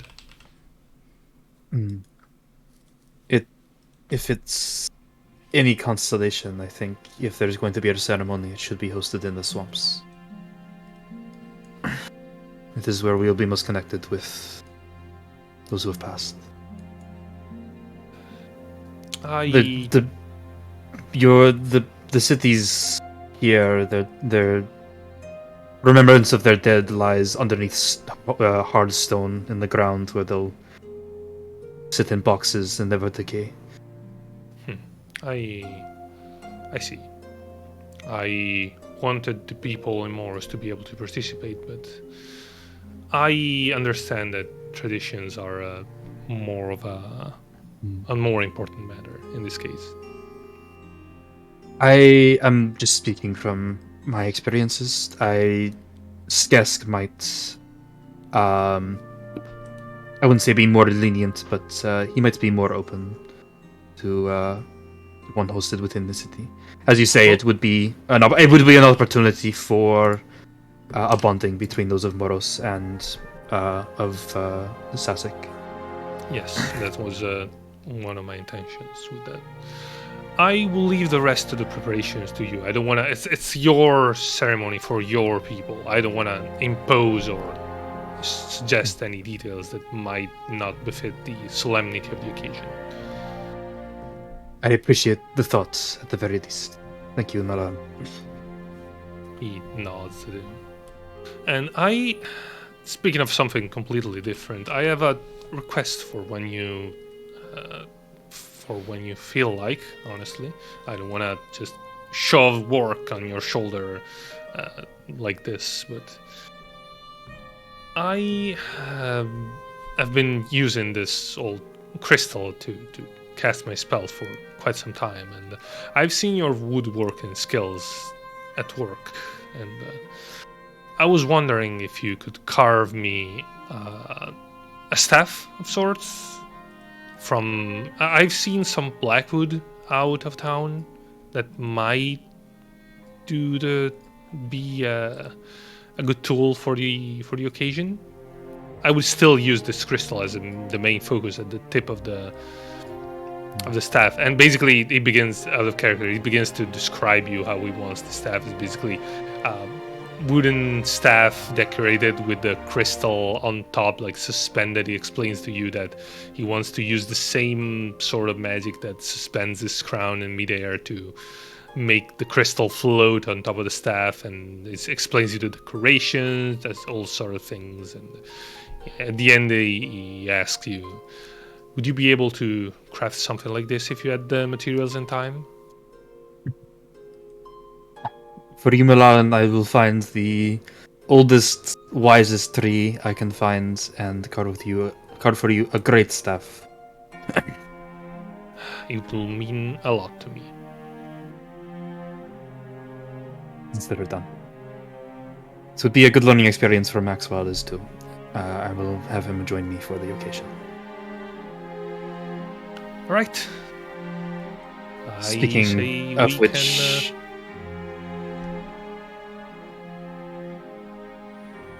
I say we can leave now. Maybe we should go check where Moray has gone. As you say that, Green Guy will lean in and just say, Well, let's consider this business wrapped up. And with that, I hope to see you all in a future adventure sometime soon. Hopefully not too far away, but realistically speaking, I would say in the ballpark of not today, not tomorrow, maybe in Codex, maybe not. We'll see. Codex is going to be a very poppin' place. I don't know if I want to be caught there, but we'll see. Either way, this is a farewell for some time. It was fun. Everything I needed to do here pretty much wrapped up exactly how I hoped. The people I wanted to live, lived. The people I wanted to die, well, there wasn't many of them, but a few of them did. So, anyways, it was fun. Continue to be you. Don't die before I see you next time. and Aska gives like a reverential bow to Astaroth. John gives him the good old hat tip and says toodles. Very well. Kaz, remind me, I think he said how we'd be able to contact them in the future. Was that like a on however they feel like basis? Kind of, but at the same time, you also get the impression he might just not reply. So, Yeah. But as he departs, this is no magic item, even though it is a very magic item. You can add it to your inventories. It is a small little emblem. And while you don't exactly know what it is, it appears on your person. You get to choose where. And you don't have to wear it on your person if you don't want to. It is an emblem of Astaroth. It will That's like the one that we got from White. very similar in regards to that it's magical. and it signifies something of a god, but there's a difference. The one you got off of White definitely was an insignia of allegiance. It kind of tips off like who White is involved with, right? This one changes forms. It will assume the form essentially of another god that is not Astaroth whenever you need it to. The god of trickery has given you the ability to maybe potentially pretend you worship other gods. To who he is given this token? The people who have authority with him. So, Okay. Asuka, John, and Ravon. How big is this little emblem? It's not very big. It's like 2.5 inches tall. It's not super small either. It's not like a tiny little badge, but it can be worn, sewn onto something, etc. But you can also just keep it in your pocket too. Snazzy. He gets on my nerves sometimes, but I have to say that without him, we would be blown to bits. So I can only be thankful for him taking a liking to us. Big fan. Gremory lets out an uncharacteristic grumble as she goes, I will think And of as for you, my goddess, we will see each other at the book, I believe, in a few Yes, I hours. will be following you in your step. Astaroth will likely avoid as much danger as possible, but that does not sit right with me, so I will follow you to Codex most likely. He seems to be... He seems to like doing things in a sneaky way. He's the god of trickery, but I feel like there's more to it. Does he not want the other gods to know he's involved?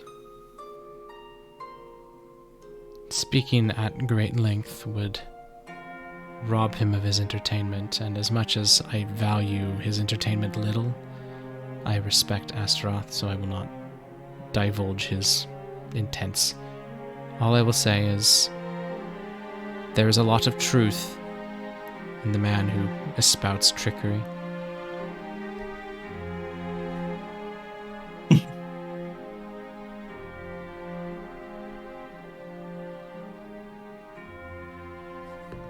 Very well. Gani clears her throat. Can we go? Yes, actually, we're headed to the library, correct? We are headed to the library, and I don't exactly know what I want to do this afternoon. Probably gonna go back to the castle, to Gaskeep, to start the preparations to convert it into an Equinox settlement. Right. We need to see about Morai's authority issue at some point, but I don't know when you're going to want to see to that. Again, no point in hitting the same nail.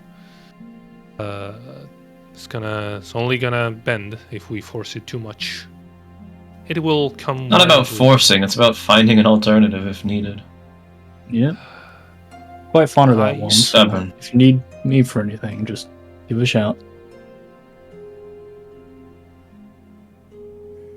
In any case, Gani, I know you're probably not in the mood for honestly anything, but is there something, food, drink you want before we head to the library? Someone looks at you wrong, I'll pelt him in the leg with an arrow. She looks at you very confused and just goes,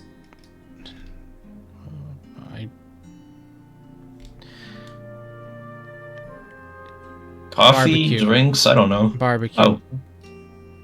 There's no good Empire food here, but barbecue will be close enough. Then let's do it. I could go for a bite myself, that's for sure. And, find a barbecue place. Unless we've heard of one already.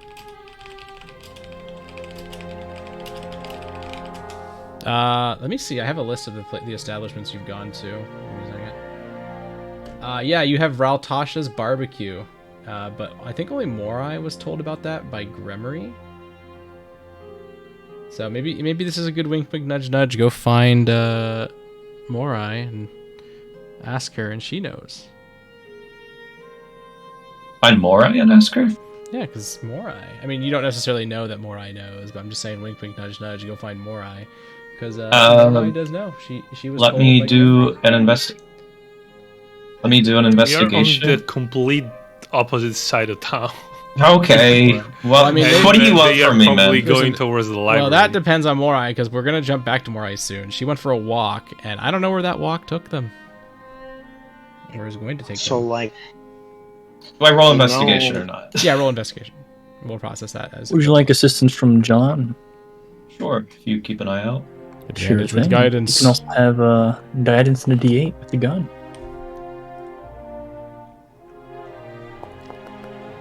It's a 24. I can roll the 1d8 if you want. Roll the 1d8. Okay. So I 26. guess- Alright, Morai. We'll jump back to you really quick. So you go on this walk. What is it, the things you want to talk about, the things you want to do, the places you want to go?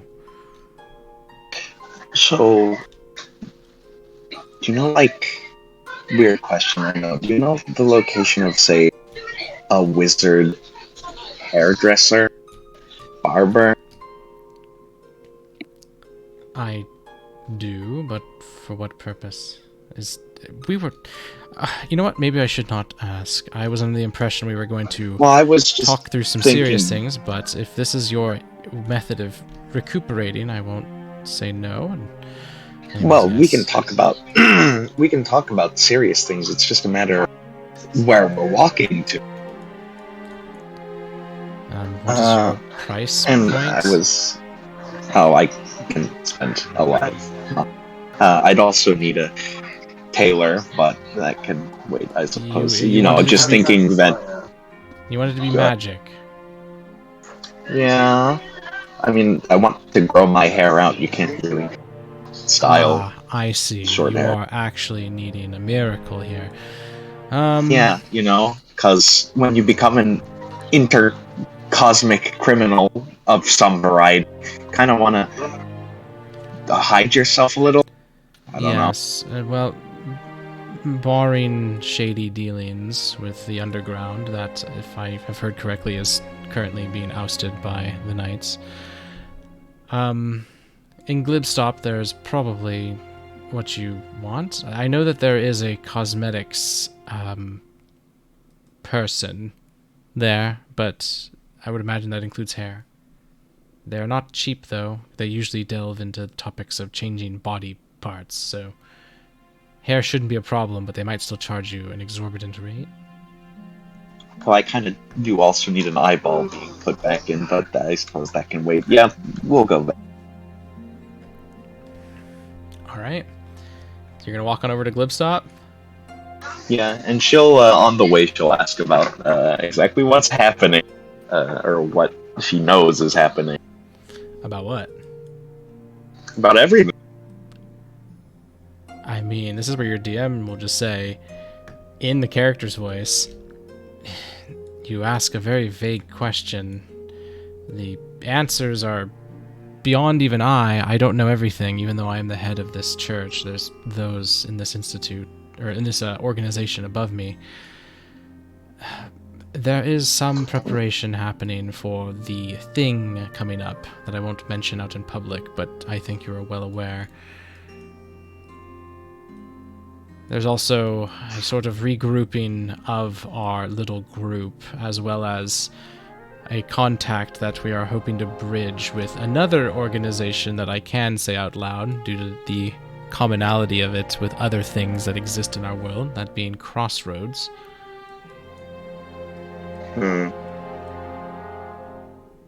I see.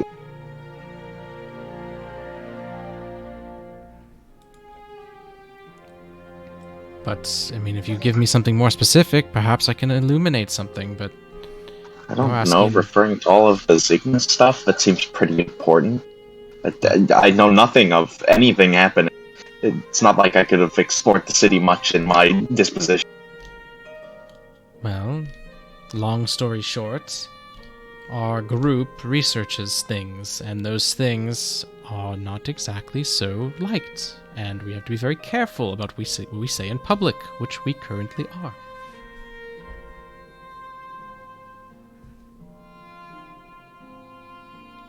Yes, You- it's quite annoying.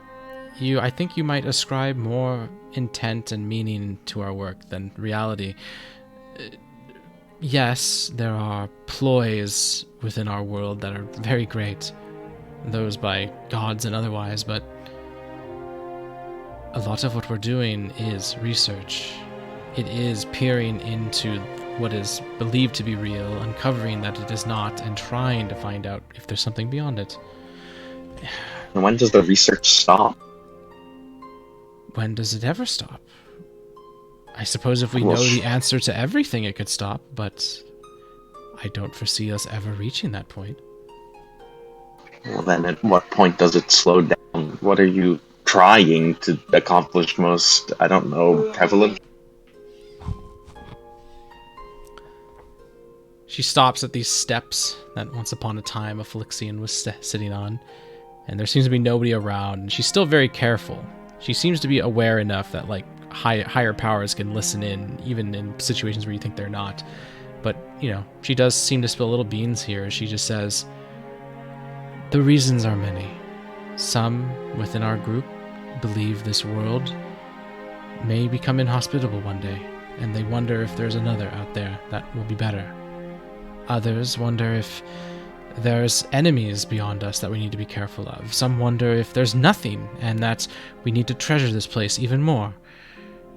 The fact we don't have these answers is concerning, especially when our world is as tumultuous as it is. There is conflict always brewing, there is disaster looming."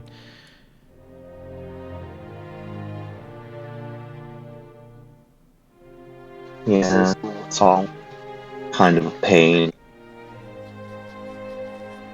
I guess if you're dealing with world-ending cataclysmic side of things, though, then keep at it, I suppose.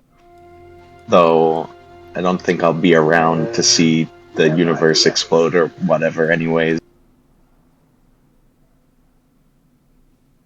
Well, I hope none of us are. And as that is said, we jump back over to the other party. Roll that. Your investigation was a 25. Morai, she has a specific look to her. She's not like super freaky, but you know, she definitely stands out. With the 25, you guys leave. You guys walk a little bit over here, and you ask a question. Excuse me, to a guard, and a guard who seems to be busy, like they're running from place to place. They mention that they saw a woman who looks like that walking in the direction eastward. And I would say with a 25, you're able to follow that breadcrumb trail, find another person, and before you know it, you are heading back to the library. And as that question is kind of concluding with Morai, they're still a decent bit away, but at the top of these steps, you can look down and see your party, plus Gani, who is wrapped in some kind of cloak, heading your direction. Gremory, as soon as you guys left that building, by the way, she just disappeared. She was gone. But you presume that she is probably at her Bokard. No, it's a shame Astaroth didn't want to take a walk with me. Yep. You gotta earn your special time with him. You know, you got to literally. I already earned a hot spring voice in my head. Yeah, exactly. You had to defeat White to get that or some shit. It was fucking wild.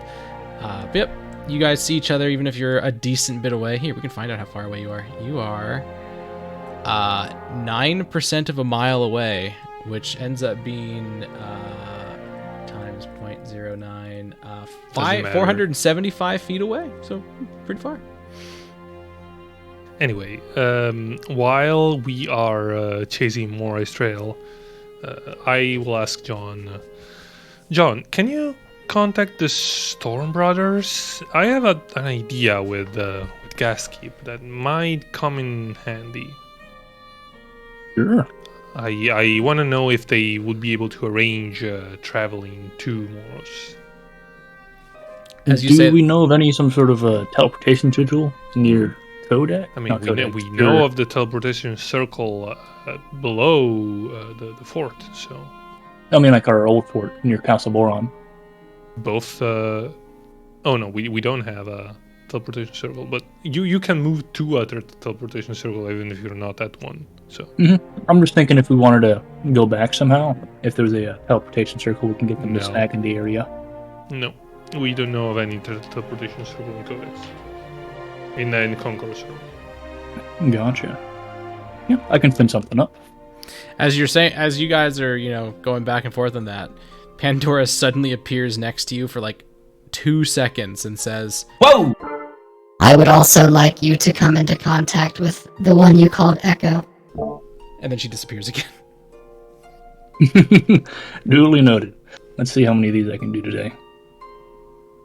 Now you know how we feel, Ravon. That's fair. I probably had that one coming for a few months, give or take. I can't tell the difference audibly between Minerva and Pandora. It's driving me crazy. Are they Like, it's so Pandora. slight. They're very similar. Minerva's not here. Minerva.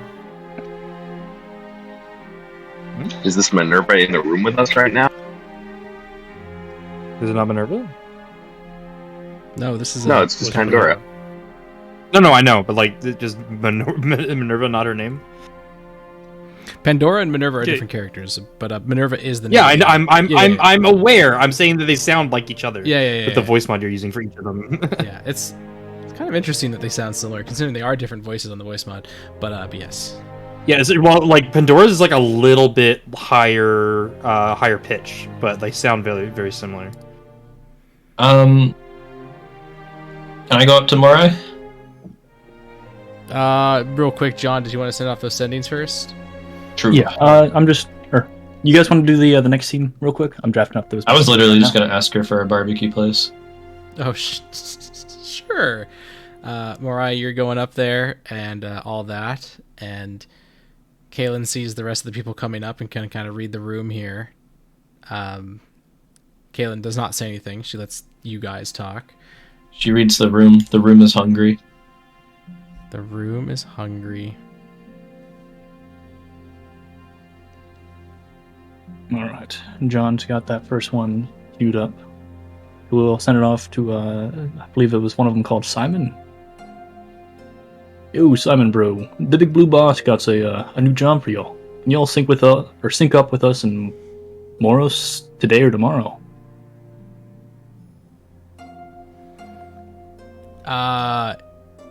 You get back more or less.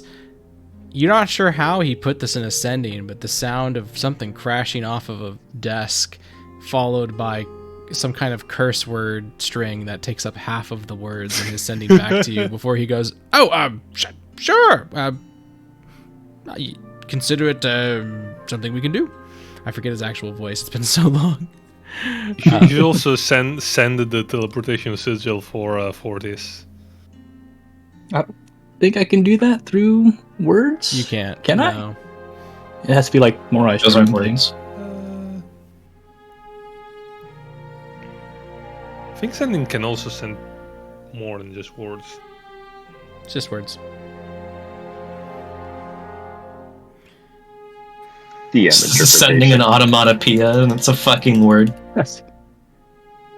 And anything that happens in the background is just an auto-onomatopoeia. That would be the funniest sending misdirect. Let me look at something in my notes real quick. Yeah, alright. The next one will be sent off to Echo.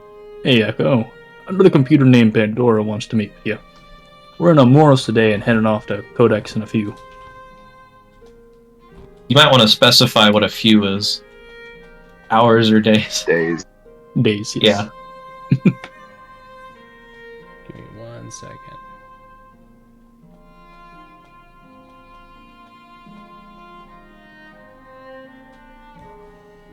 I think Echo had a voice, but I don't remember what the voice is. On my voice mod, that is. So you're going to get a not voice mod Echo, because I don't have it in my notes at the moment, which means it might be on a different note. And you'll hear back.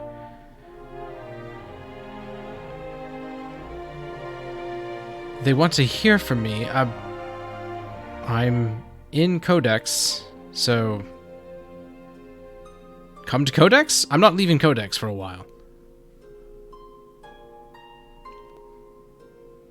Yeah, he's in Codex, and we'll just sync up with him there. That work with you, Pandora? She appears again, That works very well for me. and then she disappears again. Okay, I'm actually used to it now. I don't see why you guys get so surprised all the time.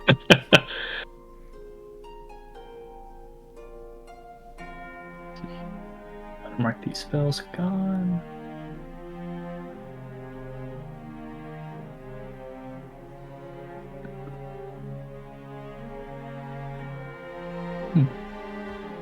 So, what's next on the to-do list? We're gonna get some barbecue or something? Yes, I was going to ask Morai if she's been to a place. So, Morai. Yeah, I would love to join you guys, but no rest for the wicked. I need to set up the whole. Yeah, and you're one wicked son of a castle bitch. thing. Bro. Yeah. Just join for the barbecue, bro. Yeah, no, I need you more for 1 second. I need you to. Whoa, not before I get my answer.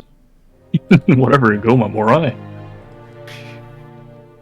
I'll tell you after I'm done here. I want to have a barbecue too, but also unfortunately I have a time-sensitive thing going on, so it'll probably have to be after that. But you should join me for that anyway. Any Lauren fishes out a piece of parchment and Ninken Quill from his bag. Just put down the 2 teleportation sigils that we've been using to go back and forth from Moros and Gaskeep. I need to bring them to Fortis. Okay, she does. Thanks a lot. What's this time-sensitive thing you're looking at? Oh, I don't know. Gods are peeking into my head again, and now we gotta bring Televisu to the institution, and yeah, it's been a day. Oh, right. Do you want me to tell the city guards to go look for him? Or we can just deal with it. I have something on it already. I'm imagining it. I'm hoping it's successful, but we should be fine regardless. I'm having a bad hair day. I'm gonna go get it done now. Bad hair day. If y'all could wait. Sure, just don't get it cut too short. I'm sorry, Gani. We'll be a moment. Do you want to get anything else before the eating? In that case. She just looks up at you guys and says with a fucking frown on her face, "None of you people are real." Unfortunately, right? Said you want a barbecue, right? So John will fish in his bag real quick. I think I still have them.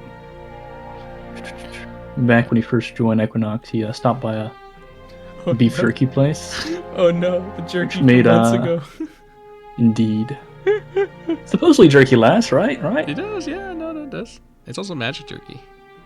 Indeed.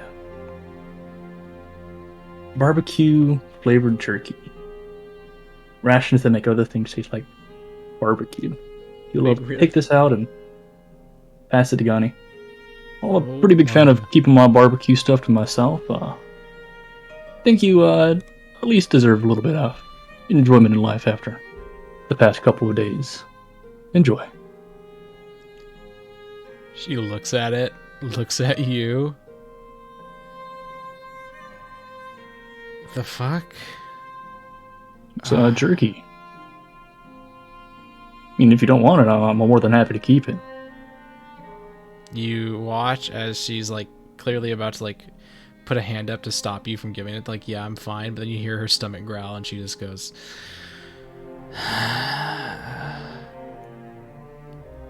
She takes it reluctantly and starts eating it.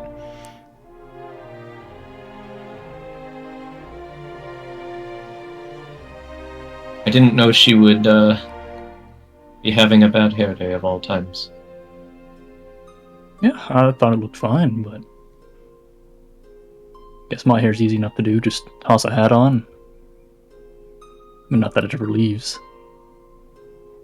You know, it's funny. I try to keep mine maintained, but I don't think many people ever actually see it. Like I said, Gani, if there's anywhere else you'd like to go in the meantime, I'm more than willing to take you. Yeah. She's Just a nibbling on heads the up, everything jerky. might taste like barbecue for a bit. She's nibbling and says, like, between bites, like, barbecue's good.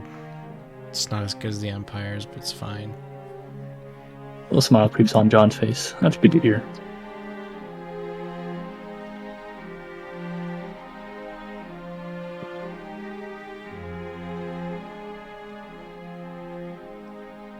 Do And we then want to Morai do goes and Morai's gets all things? dolled up. Yeah, All right, I want you... because she's not replying. Who's not replying? What? I meant Gani, because I was like, if we want to go anywhere else, that's fine. Yeah, But no, we she should probably stick does with not reply to that, really. She's just nibbling away. She's ignoring you guys Yep. mostly. Yep, that's fair. Oh, since we are in Glibstop, I go fetch the reagents. So just to make you happy, the reagents for Legend Lore. Let's get a couple I do reagents. not have 250 goals on my person. Or maybe Whatever, go my party. Fine. Broke ass motherfucker. No, I think I spent them in one of the earlier loops, and then I forgot to add them back. I have to have 1,000 gold on my person at all times. Sorry, can't spare you any of it. Yeah, no, I'm broke. Someone else would have to shoulder them. We got the party fund for a reason. Okay. Also, is not Legend Lore is not a ritual cast. Is an actual spell slot used. Is it actually? I thought it was ritual cast. No. Soup, is it a ritual cast? Did they change it? Maybe you got Bitch, I have it open. Yeah, but they might have changed it in 2024. I don't think. Possibly. I don't think it's ever I have been the ritual. 2024 version. Alright, ignore me. Perfect. I'm schizophrenic. I need to go to the hospital for good. my brain. That is bad.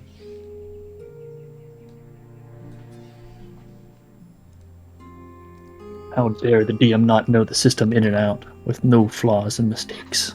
You gotta be perfect. Yeah, it's never been a ritual cast. It just takes 10 minutes.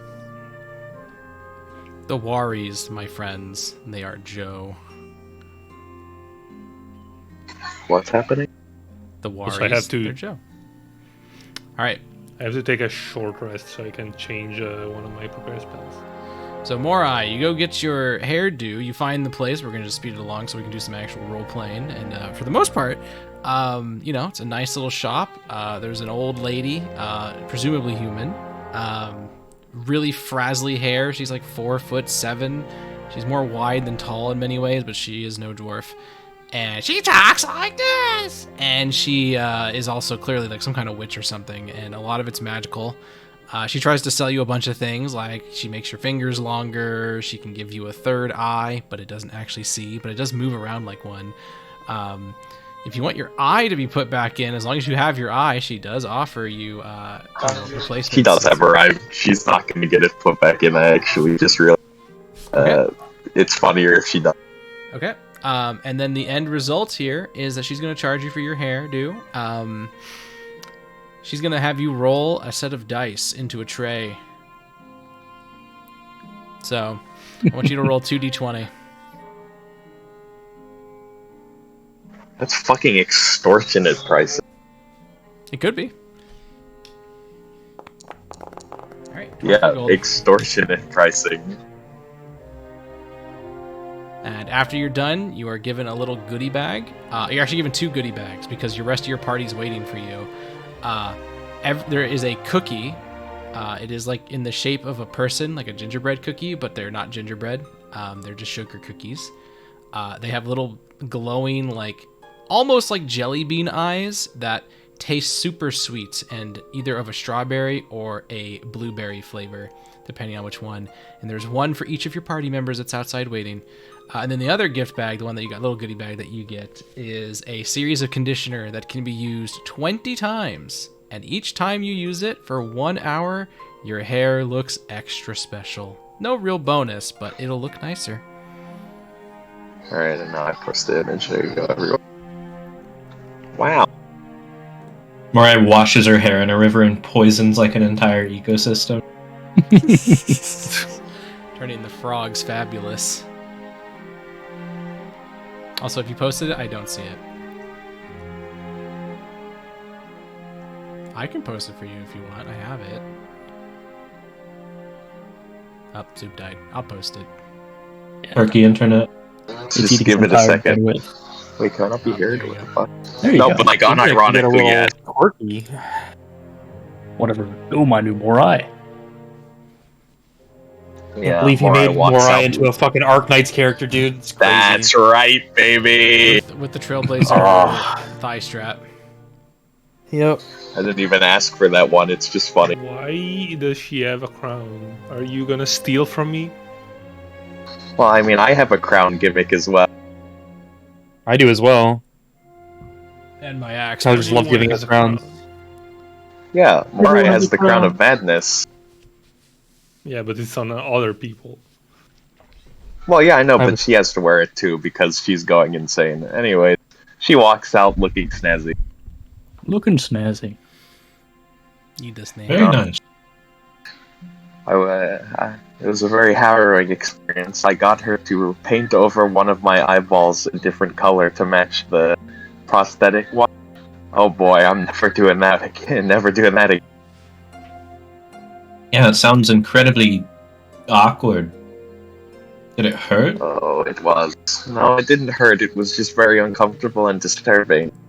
Kaylin is gonna. She waited the whole time.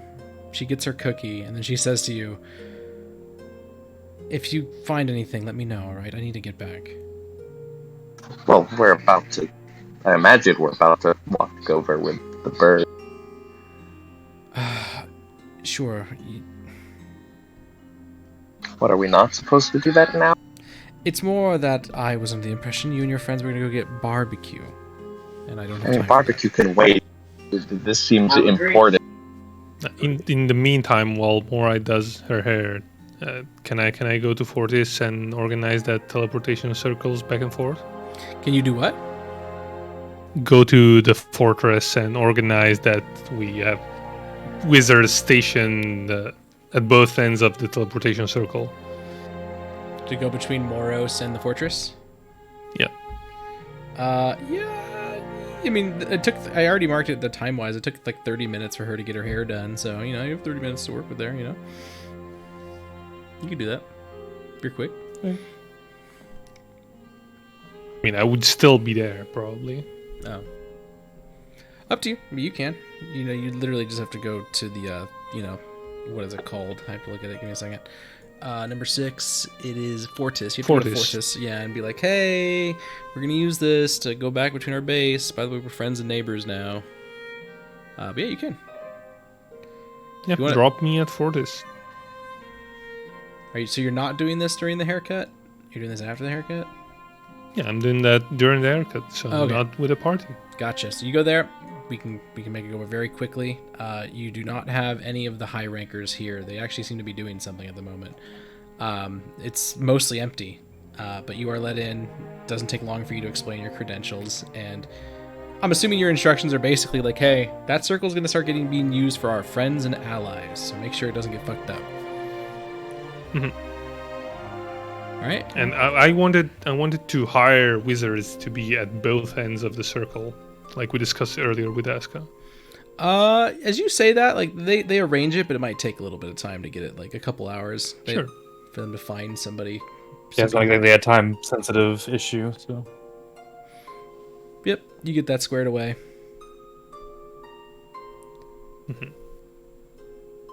Can we also say we had a short rest in all of this time? Yeah, you got a short rest. It's been enough time. First rest I've gotten since we started looping. Jesus Christ. Actually, no, we slept. No. I must have applied We've slept like twice. Well, but like I meant like after we cleared the loop. Did we sleep? Because I marked a long rest. I marked a long rest on my thing. No, not after we cleared the loop. We haven't really had much time. Yeah, I was gonna say. Yeah, I accidentally marked a long rest on my sheet. Did I? Nope. Oh no, I did a short rest. I still have a max HP modifier. You should still have 5 maximum hit points. Yeah, I still have 63.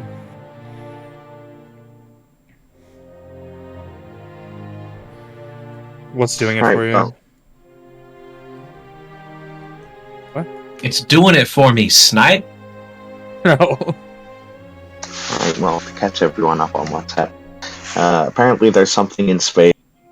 There was also a person in space, and they talked to me in my mind. That's not really surprising. Yeah, no, it isn't. About all the weapons and whatnot. And according to eyewitness reports, which aren't eyewitness reports, they're mind witness reports, Cygnus is sending signs, omens, which is weird because he's supposed to be dead. So that's kind of the whole shit bang at the moment, and we gotta deliver Televis Luhu to the institution. Are you saying this out loud while you walk around? Yeah, kind of. She'd be quiet, and if she got stopped, she would stop. Yeah, Kaylin stops you, like, as soon as you start mentioning the Cygnus stuff. She just goes, please do not speak of any of that so carelessly. Okay. Well, anyways, there's a bunch of stuff we gotta do, and then we can invite the Institute for some barbecue, I don't know. Yeah, the more the merrier. You see Kaylin facepalm, and she just says to you guys, I'm gonna go back. Well, we're going back. You can walk with us. I'm going to go back quickly. You guys are going to go find the owl. And... Oh, okay. You know what? I'm gonna make this quick for Gani. I mean, assumedly, my familiar by now would have brought him back. Oh. The familiar? Yeah, it's been like at least 2 hours or something. It's been about an hour and, like, some change. That doesn't make sense if we got a short rest. Well, that's fine, whatever. Yeah, it's been quite a while. If my familiar hasn't found him, then... Oh. We go look for him. Yep, Kaylin's gonna depart from you guys. She's gonna basically, like, jog back. I mean, we're also going the same direction. Yeah, but you said some stuff that clearly annoyed her, so she's leaving.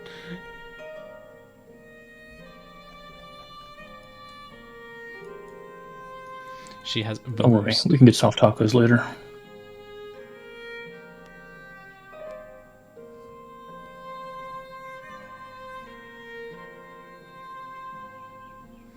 And then we go to the Temple of Cygnus. Okay. So you guys get to the Temple of Cygnus in about 30 minutes. Milarin, you would definitely cross paths with the party if they're heading straight there, assuming you stay in the area. Is that what you do? Or are you trying to find the party again? Well, I have a bunch of stuff that I want arranged, so Milarin is probably busy for the rest of the afternoon. God fucking damn it. Can we please just have the party together? Well, I mean, sure, if you want to say you meet him and you drag him along, then sure. Yeah, something like that. Okay. Yeah, probably would at this point. Okay, you drag Mr. Milarin with you, and you head to the Cygnus Institute, presumably probably getting there 10-15 minutes after Kaylin gets back. When you get inside... Yeah, let me change the music here. Why is that not playing? Hold up. Uno más. I'm gonna actually be right back while I play the song really quick. Be right back like 20 seconds. Don't go AFK. Thumbs up. So what type of barbecue are we looking at getting? Up to Gani, frankly. You can do Elvish barbecue. Elvish barbecue is pretty good. I've never had that. What's that consist of? Like leaves and stuff? You know, I kind of take offense to that, considering where I'm from. We can have barbecue. What are you talking about? Yeah, my dad has made barbecue once or twice. I mean, it was fish, granted, but still. Gotcha. Well, I'll look forward to it. I'm back. Welcome back. Hold on. You barbecued a fish? There's orcs in this setting, right? Yes, Nope. fish can be barbecued. What about it? There are no orcs, no. Okay, I was gonna say that we haven't seen any orcs, because if there were orcs, they would definitely have the best barbecue. Oh, they would I mean, there's gonna be orcs. We just haven't seen them yet.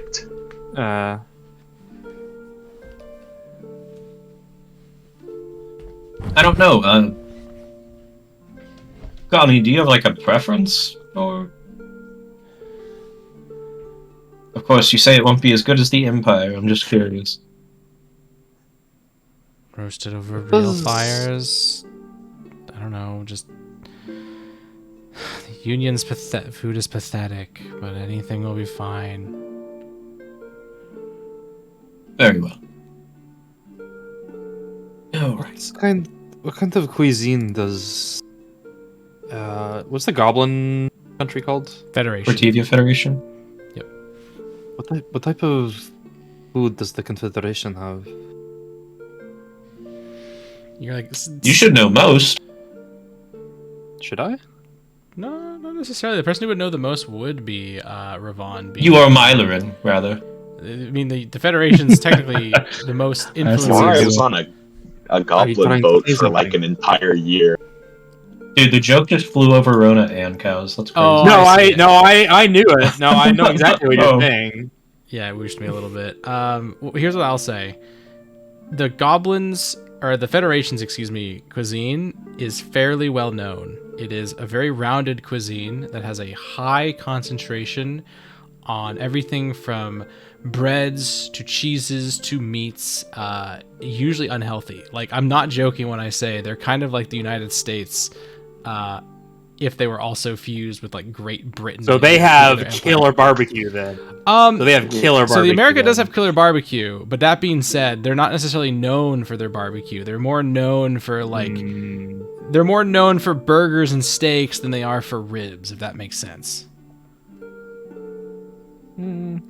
I always assumed that they just picked up stuff on off the floor and put it into their mouths, and were just like, this tastes good, and that became a culinary dish. Here's a culinary example. You can think of the Federation like United States, Mexico, and you can think of the Empire like Mediterranean.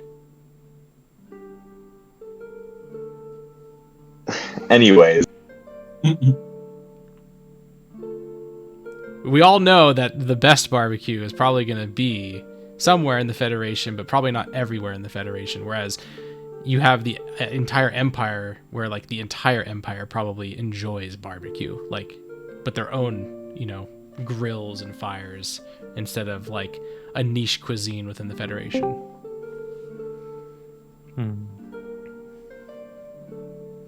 That being also said, Federation food does get ported around in a lot of places.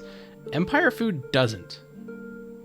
None of you guys have probably had too much Empire food, except maybe Morai, where Morai has traveled in her life. Yeah, Morai is kind of Mr. Worldwide. Mrs. She's an elf.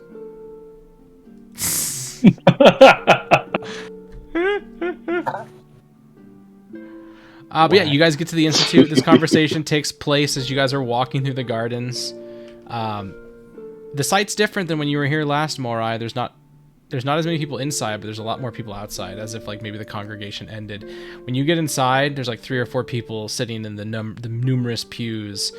Kaylin is nowhere to be seen, but you do see a couple people who are probably like employed by the church here in the garden, and I'm guessing Morai gets pinged by her familiar as they walk closer? Not yet. Oh.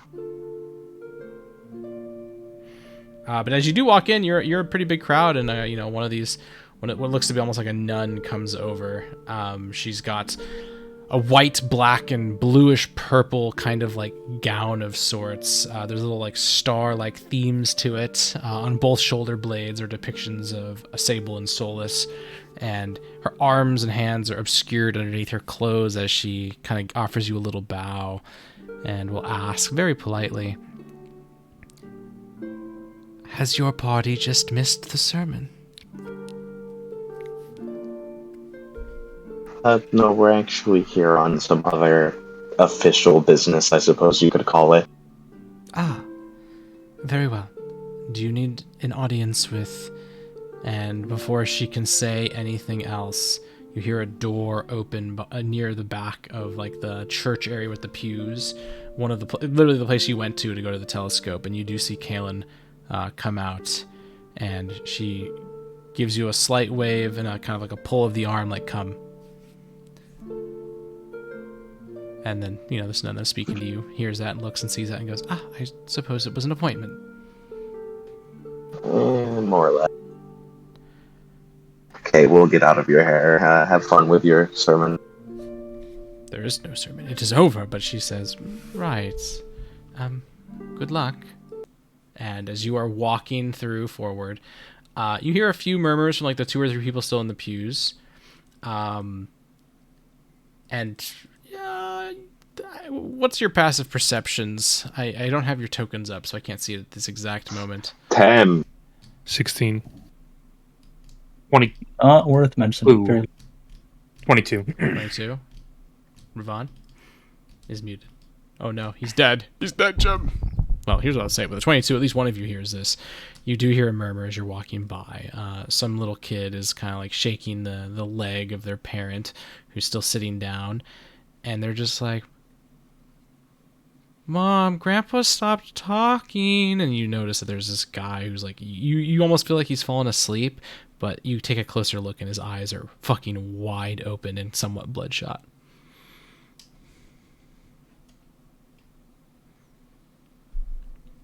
This is like as you're walking towards this door to go meet up with Kaylin.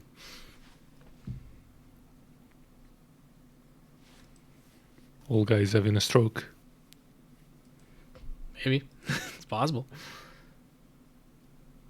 Also, be right back. Do I have... Yeah. Okay, Oscar's gonna break from the group to go over to the old man. The woman, as you get closer, this mother, she's been hiding her face, looking down at her lap, and now you can tell that she's murmuring like gibberish to herself, as if like she's just overtaken by something.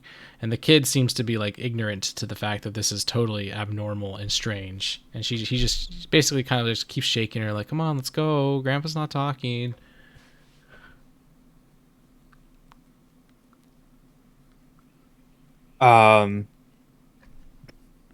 He's gonna check the old man really quickly. See like how long he's been dead, if he's even worth like attempting to resuscitate.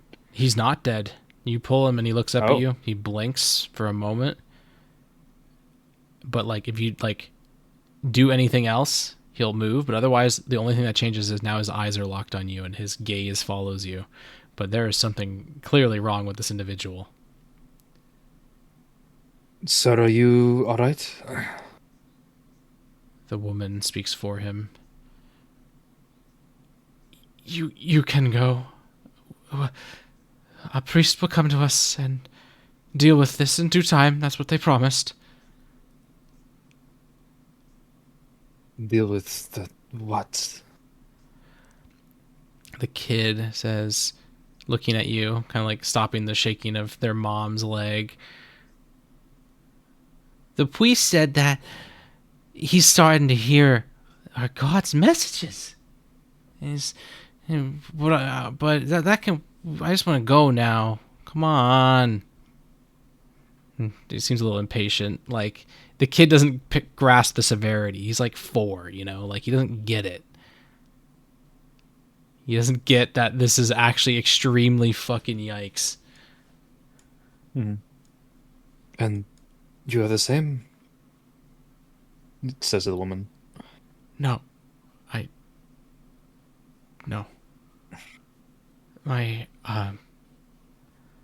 She like looks over her shoulder at the people you were talking to before, and they seem to be preoccupied. They seem very much smiles and casualness, which does not fit this moment.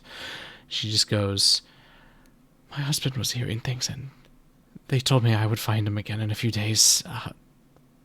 But I don't know.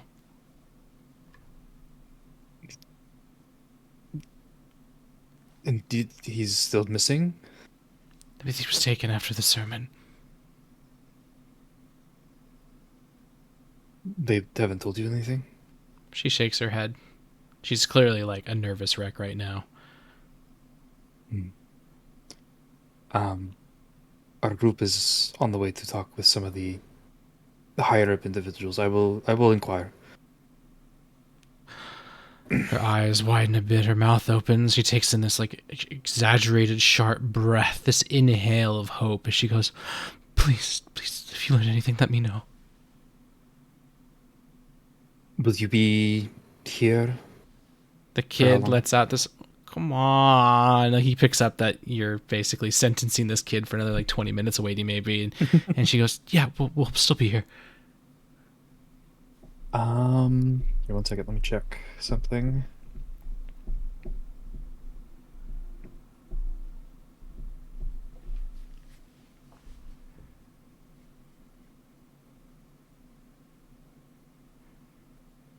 Oh. Asuka is going to beckon the kid over to him. And he's going to kneel down so he's at the same level. He looks at you. Young. He's a little afraid of you, not like super afraid, but you're a stranger. He doesn't know you, so. You know of storms? He nods. Like when it rains? It wanes. Yes, like when it rains. When the sky bursts with lights and screams with thunder. He nods like slowly. He wasn't like completely able to hide behind his mother's legs, but like he was kind of like positioning himself so that her two legs are in between you and this kid. He's kind of peeling back out more in line of sight, or more like directly in front of you a bit as he nods along to what you're saying. Like, yeah, I know that. Asuka will beckon him forward a bit, and he'll begin to produce something from one of his pockets. This is a piece of glass forged from where a lightning bolt struck the earth, and with its power glazed the ground into this material. And he put it forward to the kid. It is the essence of a storm itself, the evidence of its power. Roll persuasion as you're handing this kid this thing. He seems to immediately be enamored by it. Persuasion. I suck at this. 2 13s. I don't 12. see it. Oh no. Did you guys see it? And it's just me. Yours rolled in No, Foundry? it's not coming through. I know I rolled it in D&D Beyond. It didn't port, it seemed... You don't have the plugin turned on. Yeah, you might have to do the B. No, I have it turned on. What the It's fuck? Beyond 20, right? Oh. Yeah, Beyond 20.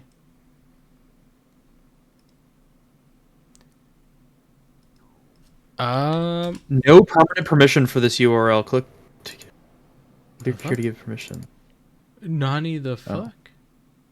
Oh, I had to give it access to the...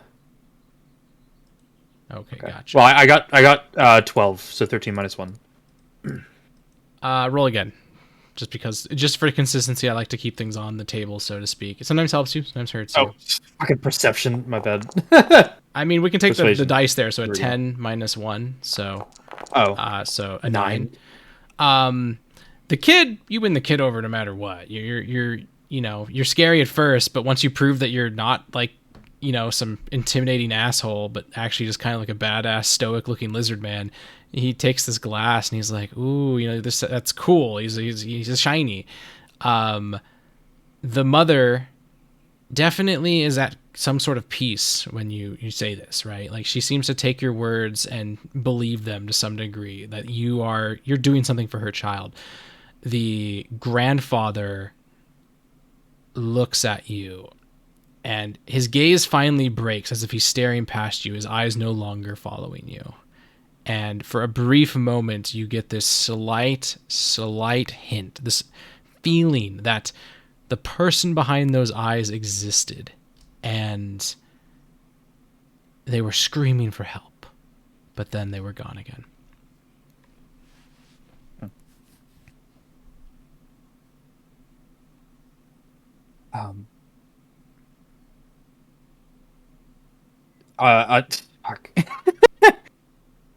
So this grandpa is... Yeah, you almost get like a locked in syndrome feel where like He's just I almost brought him out with what I was doing, and then you don't know. Yeah, maybe it seems like what you were doing for a brief moment brought the humanity back into him, but then it vanished. And in that very brief glimpse, you caught that glimpse that there is somebody inside who is terrified, somebody who is in some sort of agony.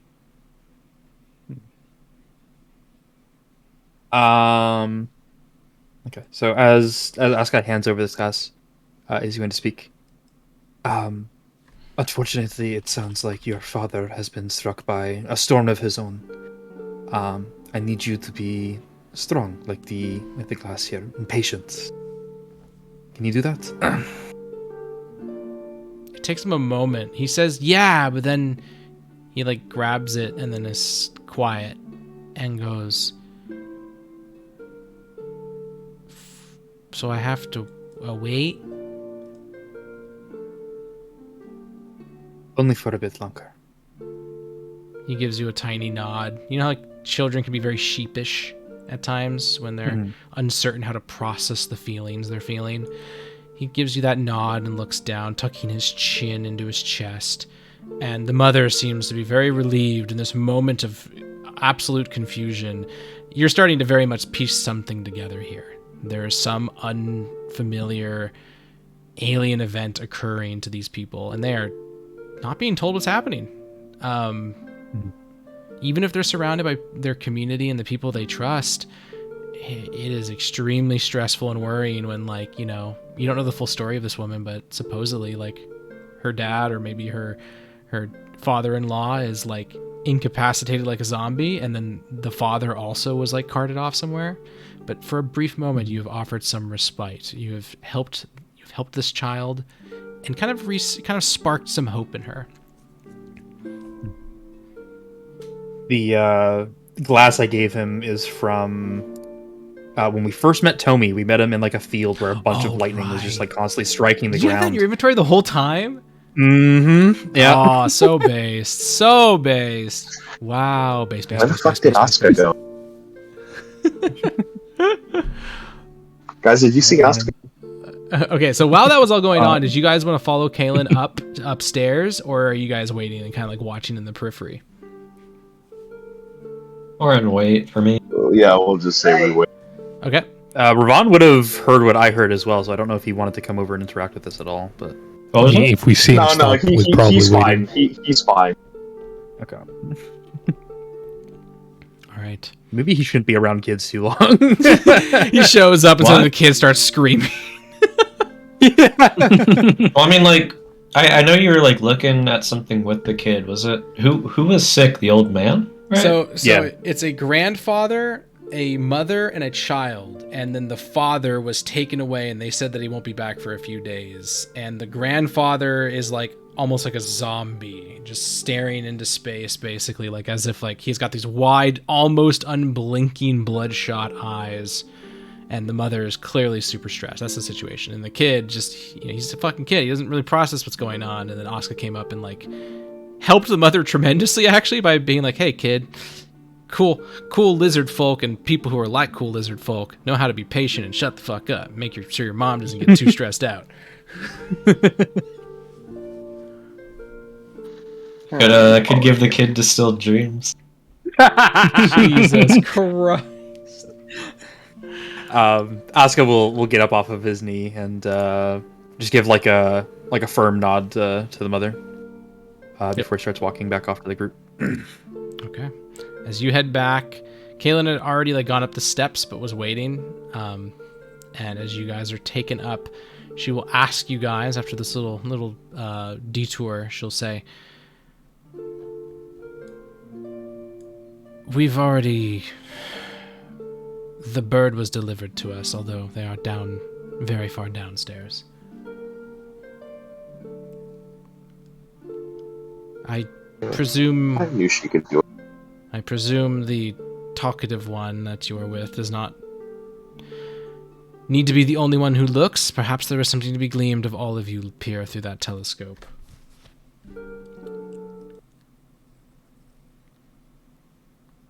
Ooh. Sure. What's the worst We thing that ball? can be?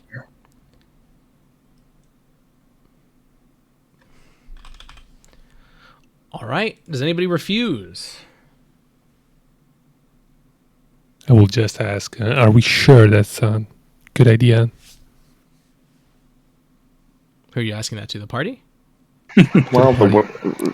the worst that can happen is some weird, spooky entity pries into your brain, prevents you from looking away from the telescope, and apparently makes you not exist for the next, I don't know, 10, 30 seconds. Not that bad. Okay. I'm down. Right. Gani mouths Yeah, what I'm the having fuck, but doesn't say anything. I'm having a very interesting day. Let's get this over with. All right, as you guys make your way over to the telescope room, just like with Morai, that door opens when you take that first step in. It is just as if an instinctual fear elevates your heart rate tremendously. There is a, Oh, yeah? I guess for you, you don't have fear, but instead of fear, what you do is you actually, in fact, what you required a wisdom save for Morai, you just automatically pass. You're able to tell that all of these instinctual bells and whistles and alarms that are telling you to run, those are just that. They're just instinctual. It's the same way that a squirrel is afraid of fire, or a cat is afraid of a wolf. You know, it's just That item is programmed. actually super cool for determining what is. I thought you were just in this afraid of instance. death, or just not afraid of death. I mean, that's. This I'm is- immune to frighten too. Yeah. This is Morai quite is also supposed to be immune. This is quite literally the instinct that is being afraid of death. It is being afraid of things that will kill you. So he's good on this front. The rest of you make a wisdom save. As you guys are walking in, there is an abject horror that is instinctual to your being that is occurring as you are approaching this telescope and entering this room. Average Lauren roll. Is this for frightened? Because I have advantage on this. Yes. Well, it's technically not frightened, but you can have advantage. Oh, Yeah, your immunity to frighten doesn't matter for this session, Morai. John, you're able to piece together what Morai was also able to piece together, which is basically that this tremendous, overwhelming fear, something programmed into you as a living creature. It is just that. It's programmed. That isn't to say the threat's not real, but it is, you're able to bring that down to a more manageable level and calm yourself, let those cool cowboy nerves collect and be like, okay, this is fine. Just gotta be careful, keep my cool. Malaran and Asuka, again, nonsensical. You're not entirely sure what's going on, but every single fiber of your being is screaming that the path forward, the steps you'll take in this direction will spell your doom. That this is the path of ruination. That whatever is ahead is integral to your demise. It is the fabric of what makes a right or a wrong. You truly are becoming like a primal creature that does not think with nuance or context, but merely this is danger.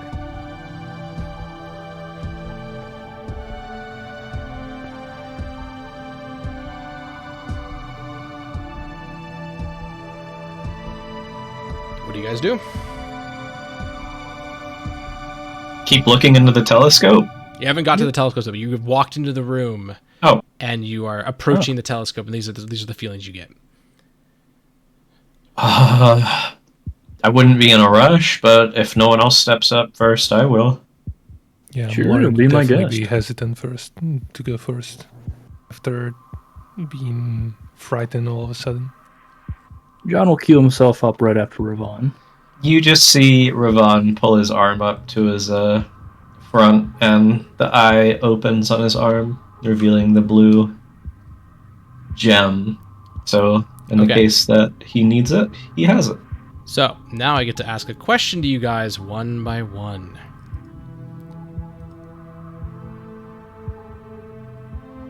Mr. Ravon, as you look up, you see the following image. It is the same one that Morai initially saw.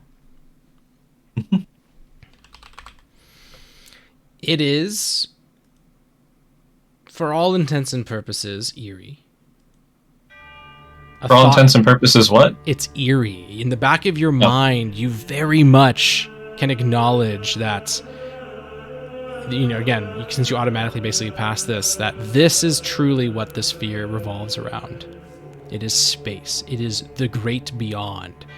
You're literally, Flavia studies space, and you know lots through proxy because of that.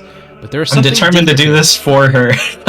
This is something else, though. You don't know if it's the telescope, or if there's a special technology, or there's a magic, or what. But something about what this telescope is literally locked onto, which you're not sure what it is, but it seems to be something. That seems to be the, oh no, we're not supposed to do this. This is bad. Is it locked onto something far beyond past where I am looking at it? Or is it like you don't in our know, direction? In the very center of this picture, you'd see it. It's the blur. It's the same thing that Morai saw before, but out of character, you know that in character you don't. But it gives you a similar vibe to Silencia's face, where like you're looking at it, but it's as if you can't see it. I attempt to gaze even harder into the abyss. Yeah. Until the abyss feels uncomfortable making eye contact. So here's the question I have for you now. Have you ever held Morai's point of destruction while she had it? No, I don't think anyone did. No, I don't think so. She refused to give it to anyone. Okay. I probably got hit by it. Maybe once during the fight she did. No, that was John. Yeah, everyone got hit by it at that point. There's something, I don't know. As you are looking, nothing else reveals itself. But this is what you get. That's all you get. It is an eeriness. It is something unsettling.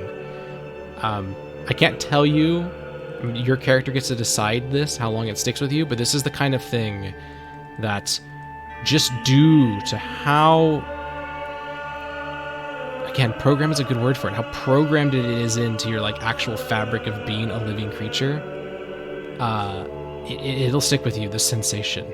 There's maybe a morbid curiosity, maybe a fear, that's up to you, but it is, despite just looking through a telescope, it seems to leave an imprint. That is all you get. He pulls his head back and he just goes, "You could have tricked me into thinking I was alone for years just now." Oof.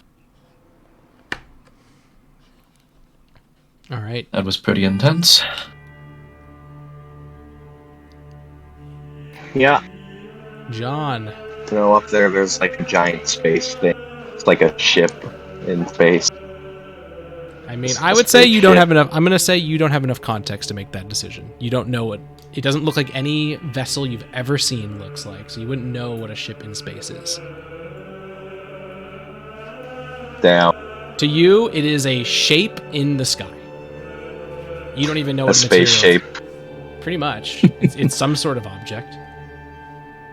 That's no moon. If anything, you might even think it's like a bird spaceship. or a creature or a building. You know, like those are probably the thoughts you'd probably gravitate towards. No, I think my character knows what that looks like. John, Anyways, as you go up, continue. it is the same rundown. That don't need to repeat it for you because you and Ravon had a very similar response in terms of your roles. It is just unfathomably uncomfortable and unsettling.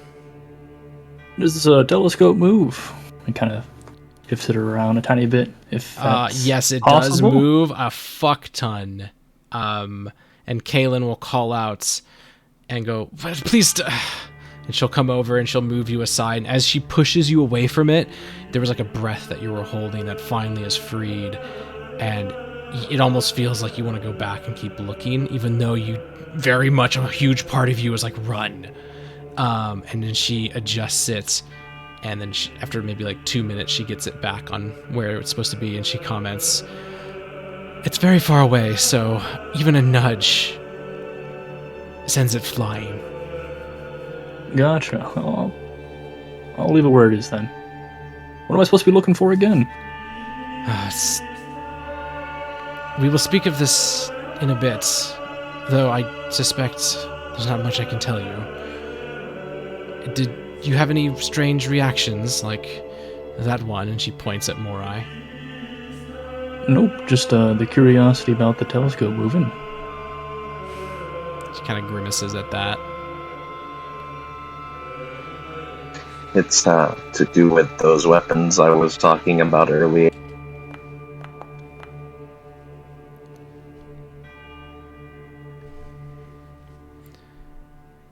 Rest of you guys, do you do anything? Well, downstairs we go. Does I'll watch over the others doing the gaze through if they does do. Milarin or Asuka try? I need to know what everyone else's reactions are first before Asuka's I'm gonna see what Asuka does. Mine, since I went first, mine was the one where I said you could have convinced me I was spending. No, years alone I heard that. Oh, okay. But I need to, like, how is Morai reacting? How is John reacting? I mean, Morai's already done it. She's just reacting very plainly. Yeah, but like, what's your body language saying? Nothing. She's lacked. God, you're fucking useless. looking Okay, very John, much- what's going on with you? That's what it is. You see there's a bit of a curiosity. He's kind of like almost drawn to the telescope to look some more, but he doesn't want to take up all the telescope time. If you guys don't look at the telescope for like 10 seconds, he'll probably go back over and stare into the void some more before relinquishing the turn to you guys. Okay, so as we entered the room, then Asuka was filled with like a wave of dread and kind of just like paused in his steps. Seeing everyone else kind of like start to move forward, he like reluctantly does the same, but he kind of gives the telescope like a wide berth. And he's got a bit of a shake in his tail.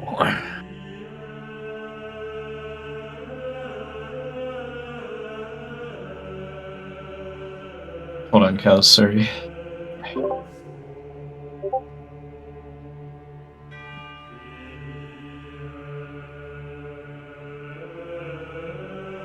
I know it's stupid, cows. I know it's stupid, but I am so curious if that would do anything.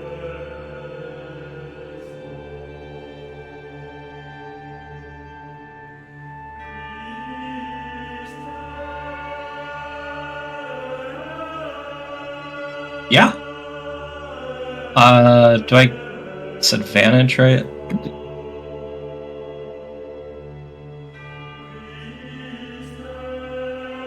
Oh. By the way, guys, I'm using this. Through the telescope. Ooh. I'm gonna cry.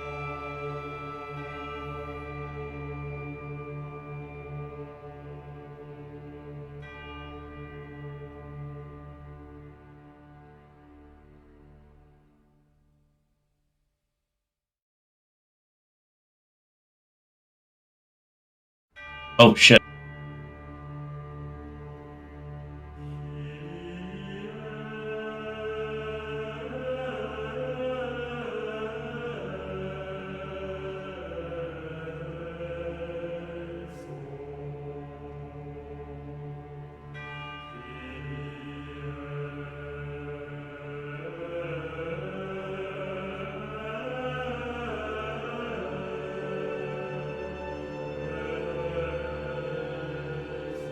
You see Ravon reel back from the telescope, and he's just like...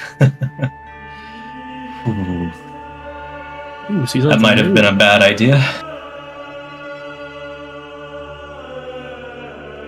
I don't know. I don't know what it was I was looking for. But... I saw someone... something... Seems a little dizzy. But catches his footing.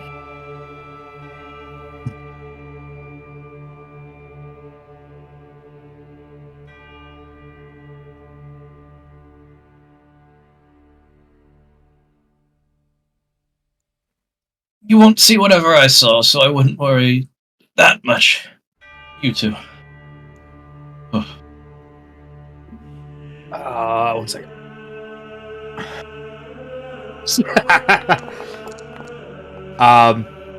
Do we have to look?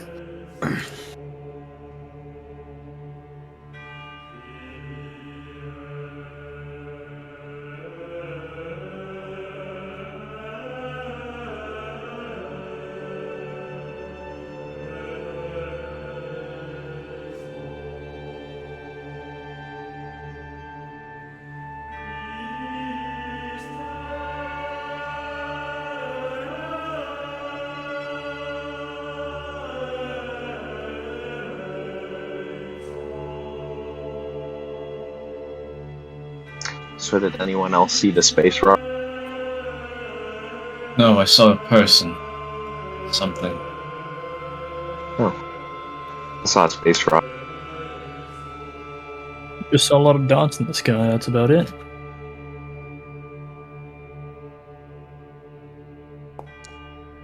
Lucky. Uh,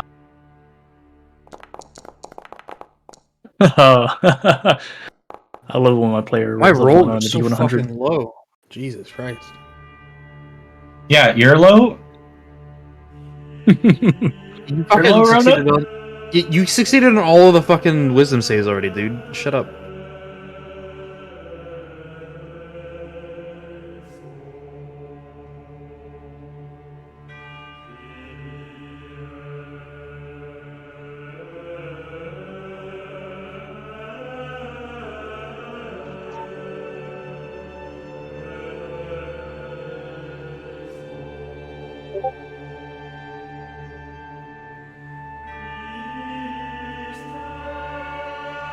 Why do we have to roll for that?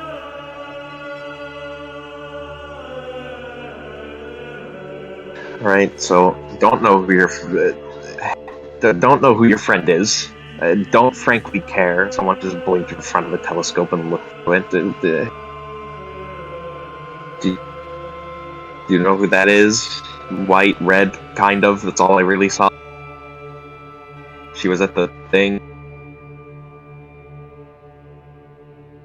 Hello?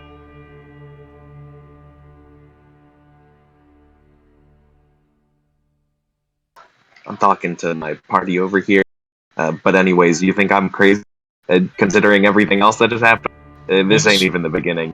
Can you describe this person you studied? Red, white, that's all I saw. I saw her for like not even a full second. Are they in the room with She us was right at now? Oh, Pandora? Is Pandora in the Yeah, room there, with us now? sure, whatever. Yes, Yeah, no, look through she's the with tele- us. She's going to. Okay. He'll lean in and he's just like, she's going to Codex with us so that she can meet Echo. Alright. Well, before things start getting. I said I leaned. Yeah, I leaned in to say it to her. Before things get any more crazier, let's just go do this meeting that we were supposed to do.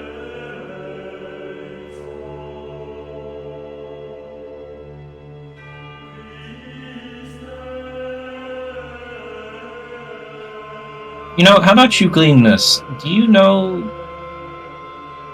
of a person? They looked like a person. The wings, they had 4 wings made of blood, a halo rising upwards, made of blood, some weird armor, perhaps a rapier. Also looking like it's made of blood. She works at the church.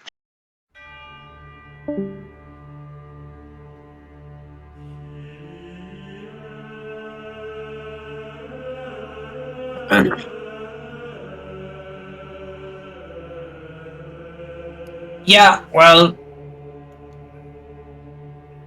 we're gonna have fun figuring that one out then. Caitlin, what do you see when you look through the telescope? Do you just see the stars, or?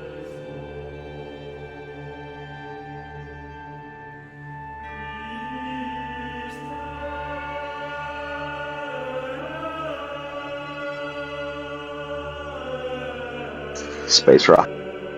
Space rock. Anything else in the sky above, or is this the sole point of interest? I should have said point of interest. That would have been funny. Whee!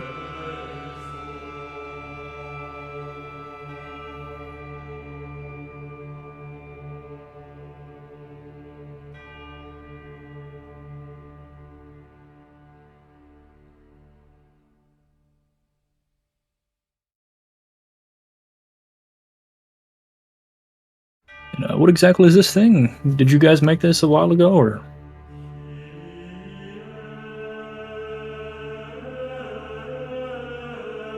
Oh, yes. But I'll take the embodiment of fear thing too as well.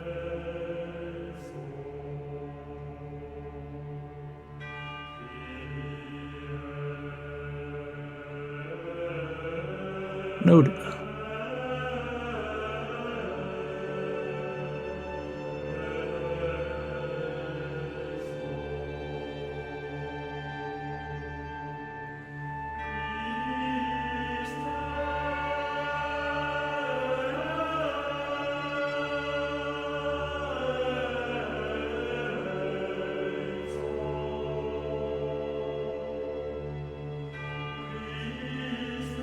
I think Blarn's looking quite sleepy today.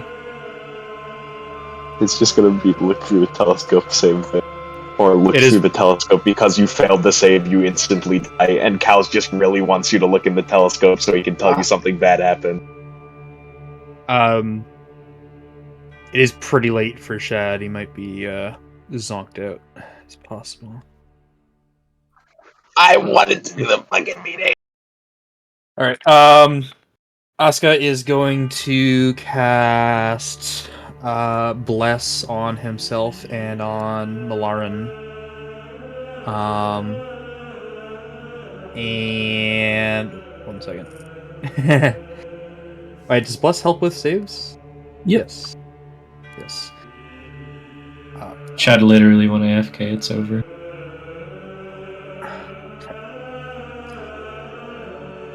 Yep, so Asuka's gonna cast Bless on himself and Malaran, kind of like psyching himself up to do this, and then he walks forward. Kind of hesitantly. Asuka's not really one to show fear in the face of much, but this has him on his toes. He's gonna approach and then lean down as like very slowly, as if he's trying to prolong this exposure as much as possible.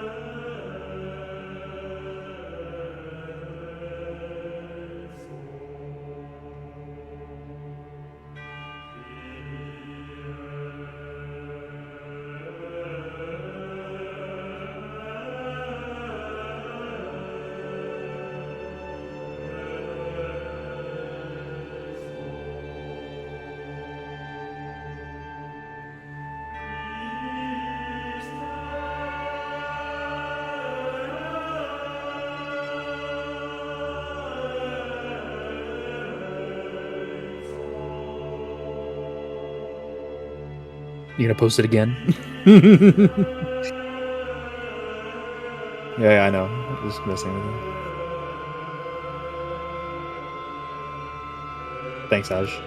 Thanks. You're Ash welcome. Grove. Just in case you missed it.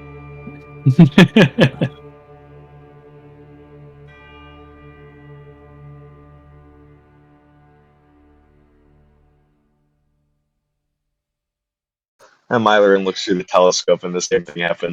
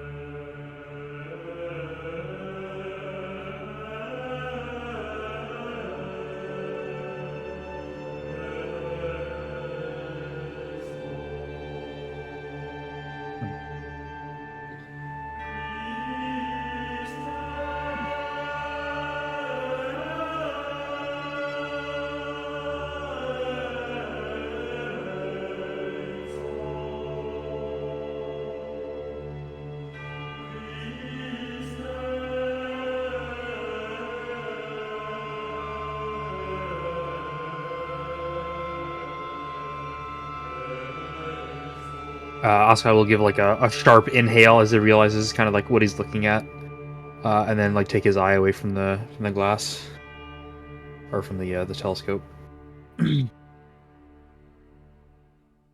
That's it.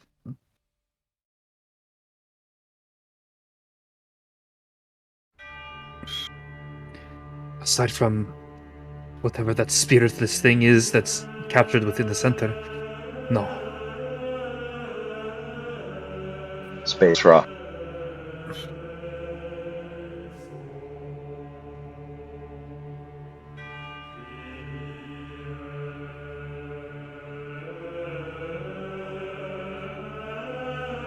Hey.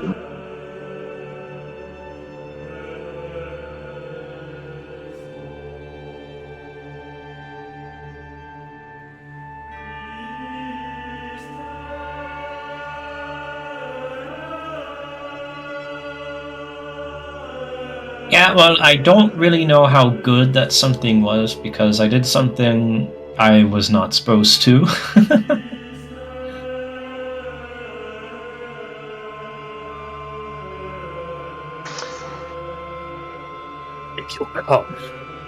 As I stated before, it was entirely due to the sword that I was wielding at the time. That no one else has wielded it, or anything similar. So, You know, come to think of it, Gani, what did you end up seeing? Was it the same as everyone else? Just a thing out there, blurry? Yes, but Did you see a guy like I did? but no. I'm just upset because I once had a teacher who was all talking about astronomy and fucking crap like that, and I ignored him because I thought it was boring, and now I'm regretting it. yeah, you should regret it. That's a very stupid decision you made. Well, I have someone who could reteach you astronomy at some point if you want. I mean, I could do it. She just looks up at you, and now, before there was a reluctance, she had given up, but now she just looks at you. It's as if you've broken some dam, and she just goes, "What's your deal? Like, actually, he's right!" And she points at Malaran. "Why are you being so fucking nice to me? I mean, I'm not upset." You are. I mean, it's not really being nice. Frankly, since hearing what you did, I wanted to shot put you into the next country and not think about you. But that's not something I can do, nor is it something I super want to do. I'd rather just treat you like another person, because how else are you going to redeem yourself if I don't give you the chance to do so? It's stupid, isn't it? First thought Yeah. I had when I met you was something akin to if I had come across my apprentice Maxwell, if he had been given power, but his mind had not aged. Not to mention, do you really... Oh, sorry. There is something pitiable about you. And I don't believe that... Well, while your crimes are great, we've already established that you are currently paying for them. And I think In abundance. in a way that is suitable. I'll consider it suitable once you go out of your way. You can tell, obviously, with logic, she can understand you, but emotionally, she thinks she doesn't comprehend. There is a... I can give you pity for that, but not everything else. Yeah, she takes... I just want to... Oh, good. Sorry. Go ahead. Actually, first. She takes in everything you guys are saying, and she can logically process it, right? Like, you're speaking a logical way, but emotionally, it does not resonate. It does not click. Whether that's because she is a heinous emotional monster that is fucking basically insane, or maybe there's something else going on, you don't know.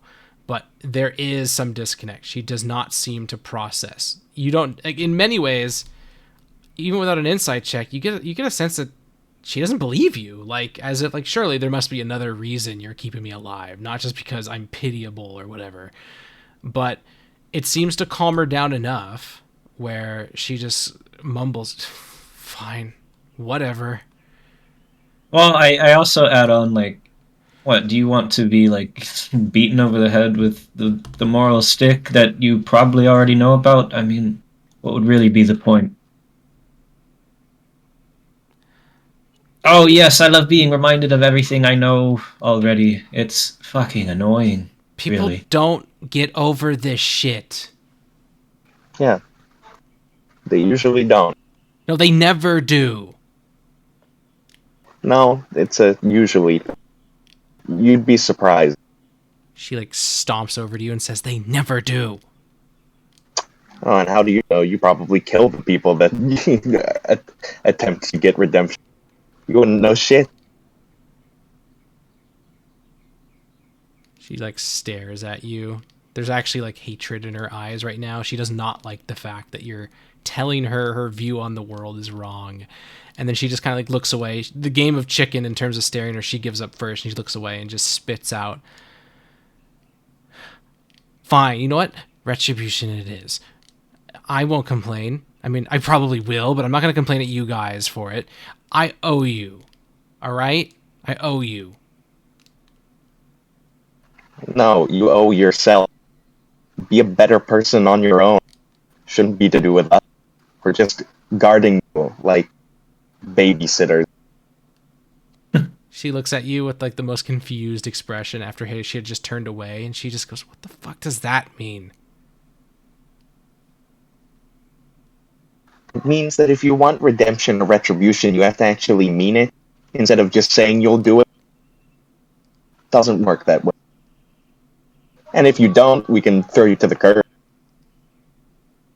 But I don't think you want that either, because your life isn't actually over yet, considering you're still here, living, breathing, coming down into this super secret meeting where you can learn more.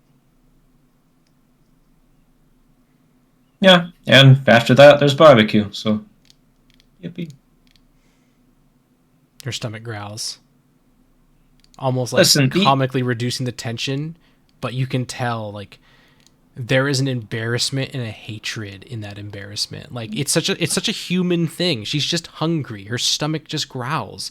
Yet the embarrassment of that happening in this tense, serious moment is enough to... She grits her teeth, and there is a hatred at the fact that this situation is happening. It is not just like, I don't want to be here. You get more depth to it, as if she is like completely emotionally unstable in this regard. But you don't sense any like actual like animosity. Like there's no killing intent. She's not going to lash out at you guys with like magic or something. But the dichotomy of philosophy and she's just hungry and alone kind of splashes her in the face, and she doesn't have an answer to that. She basically shuts up and looks down. At the end of the day, I like to skip a lot of certain formalities, and we've done this exact same thing with how many 1,000 or more other people? It's not difficult. So, that's why I'm treating it so casually, because I do it all the time. Is that a good answer? I actually had to do it to Ravon as well, or else he would have just kept killing people. Yeah, that too. Which was actually Tiverain, but I'm here, XD. Don't worry, she basically had a twin with us beforehand. Except not. I want all of you to make a persuasion check. Literally all of you. Oh, does Gani have white hair? Yes, she does. Let's see, persuasion. I'm gonna add my uncanny Lucky. charm and make Our that. plus only lasts for a minute. It's definitely expired by now. Yeah, I'm gonna make that a 16. My word. You're gonna get 16? I got a 34. What is up with the... I keep rolling the exact same number on both of my dice. That's the third time that has happened.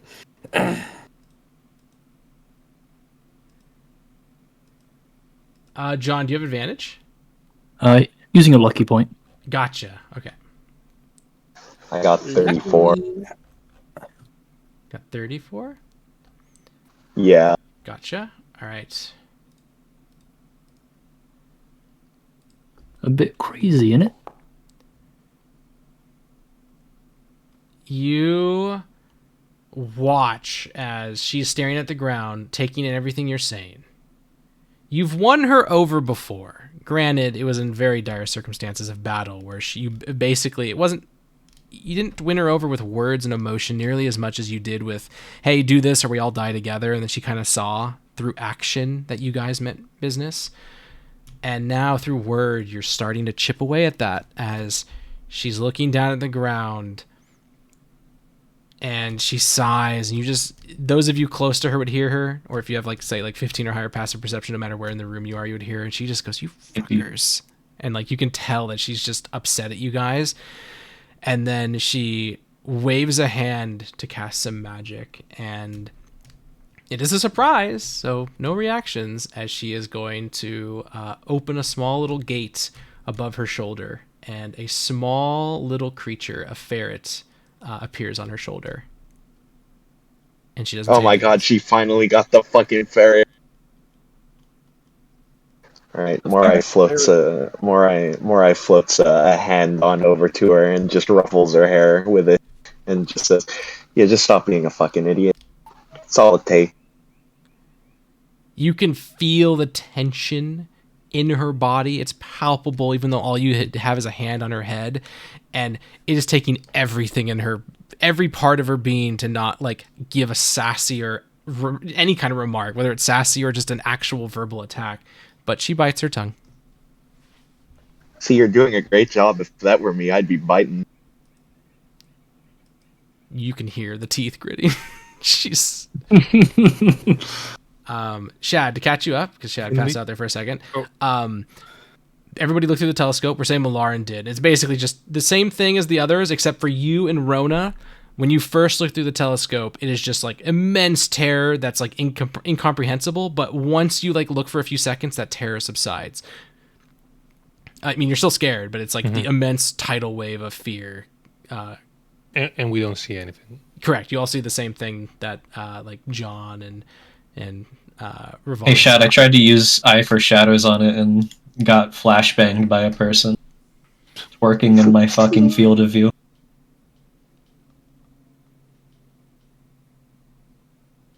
Alright, anyways. Now that that's out of the way.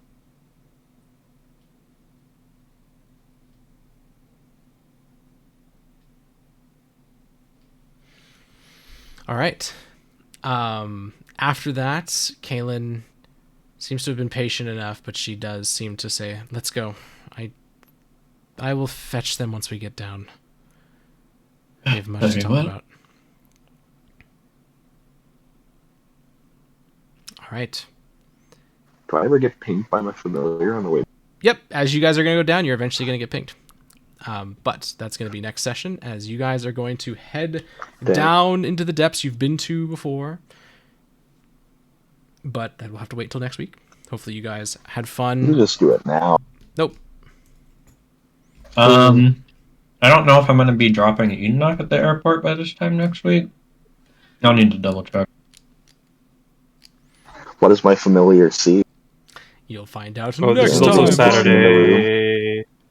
Next Sunday is the plan to play. Never mind, this flight's in the morning. Yeah, we're going to play on Sunday. Also, Malaran Is there anything interesting?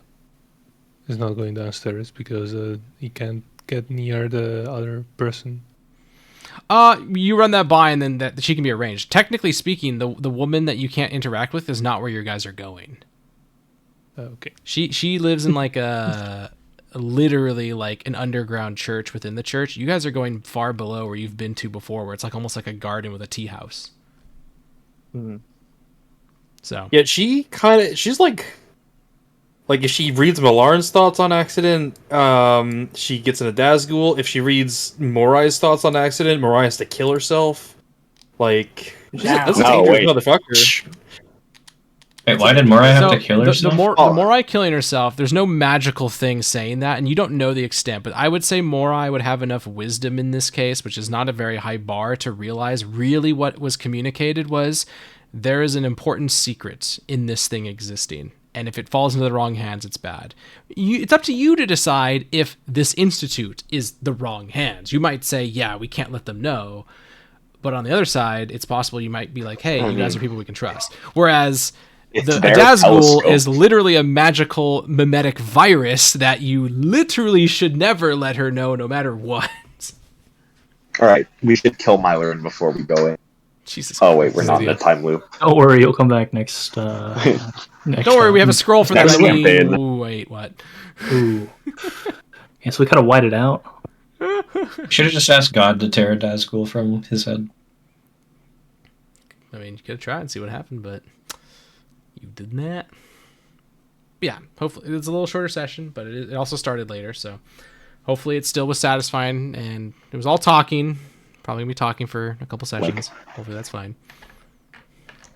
And I didn't even get to do one of the things I wanted. I gotta wait till fucking next week. What you do? Your little epilogue of Moros here, where you close up some loose ends and learn some stuff and all that. And the party's together, which is great. That means you can do more stuff together. Astera is real again, right? Yeah, she's real. You already answered me. Yeah. I have stuff planned for that. It didn't get brought up. I mean, I wanted to bring it up, but, you know, we managed to talk about barbecue for 20 minutes and then the telescope for an additional 30, so hey man, it's like... all I'm going to say is be thankful, because the second you burn through all your stuff and the timer runs out, you guys are on hiatus until Codex is done.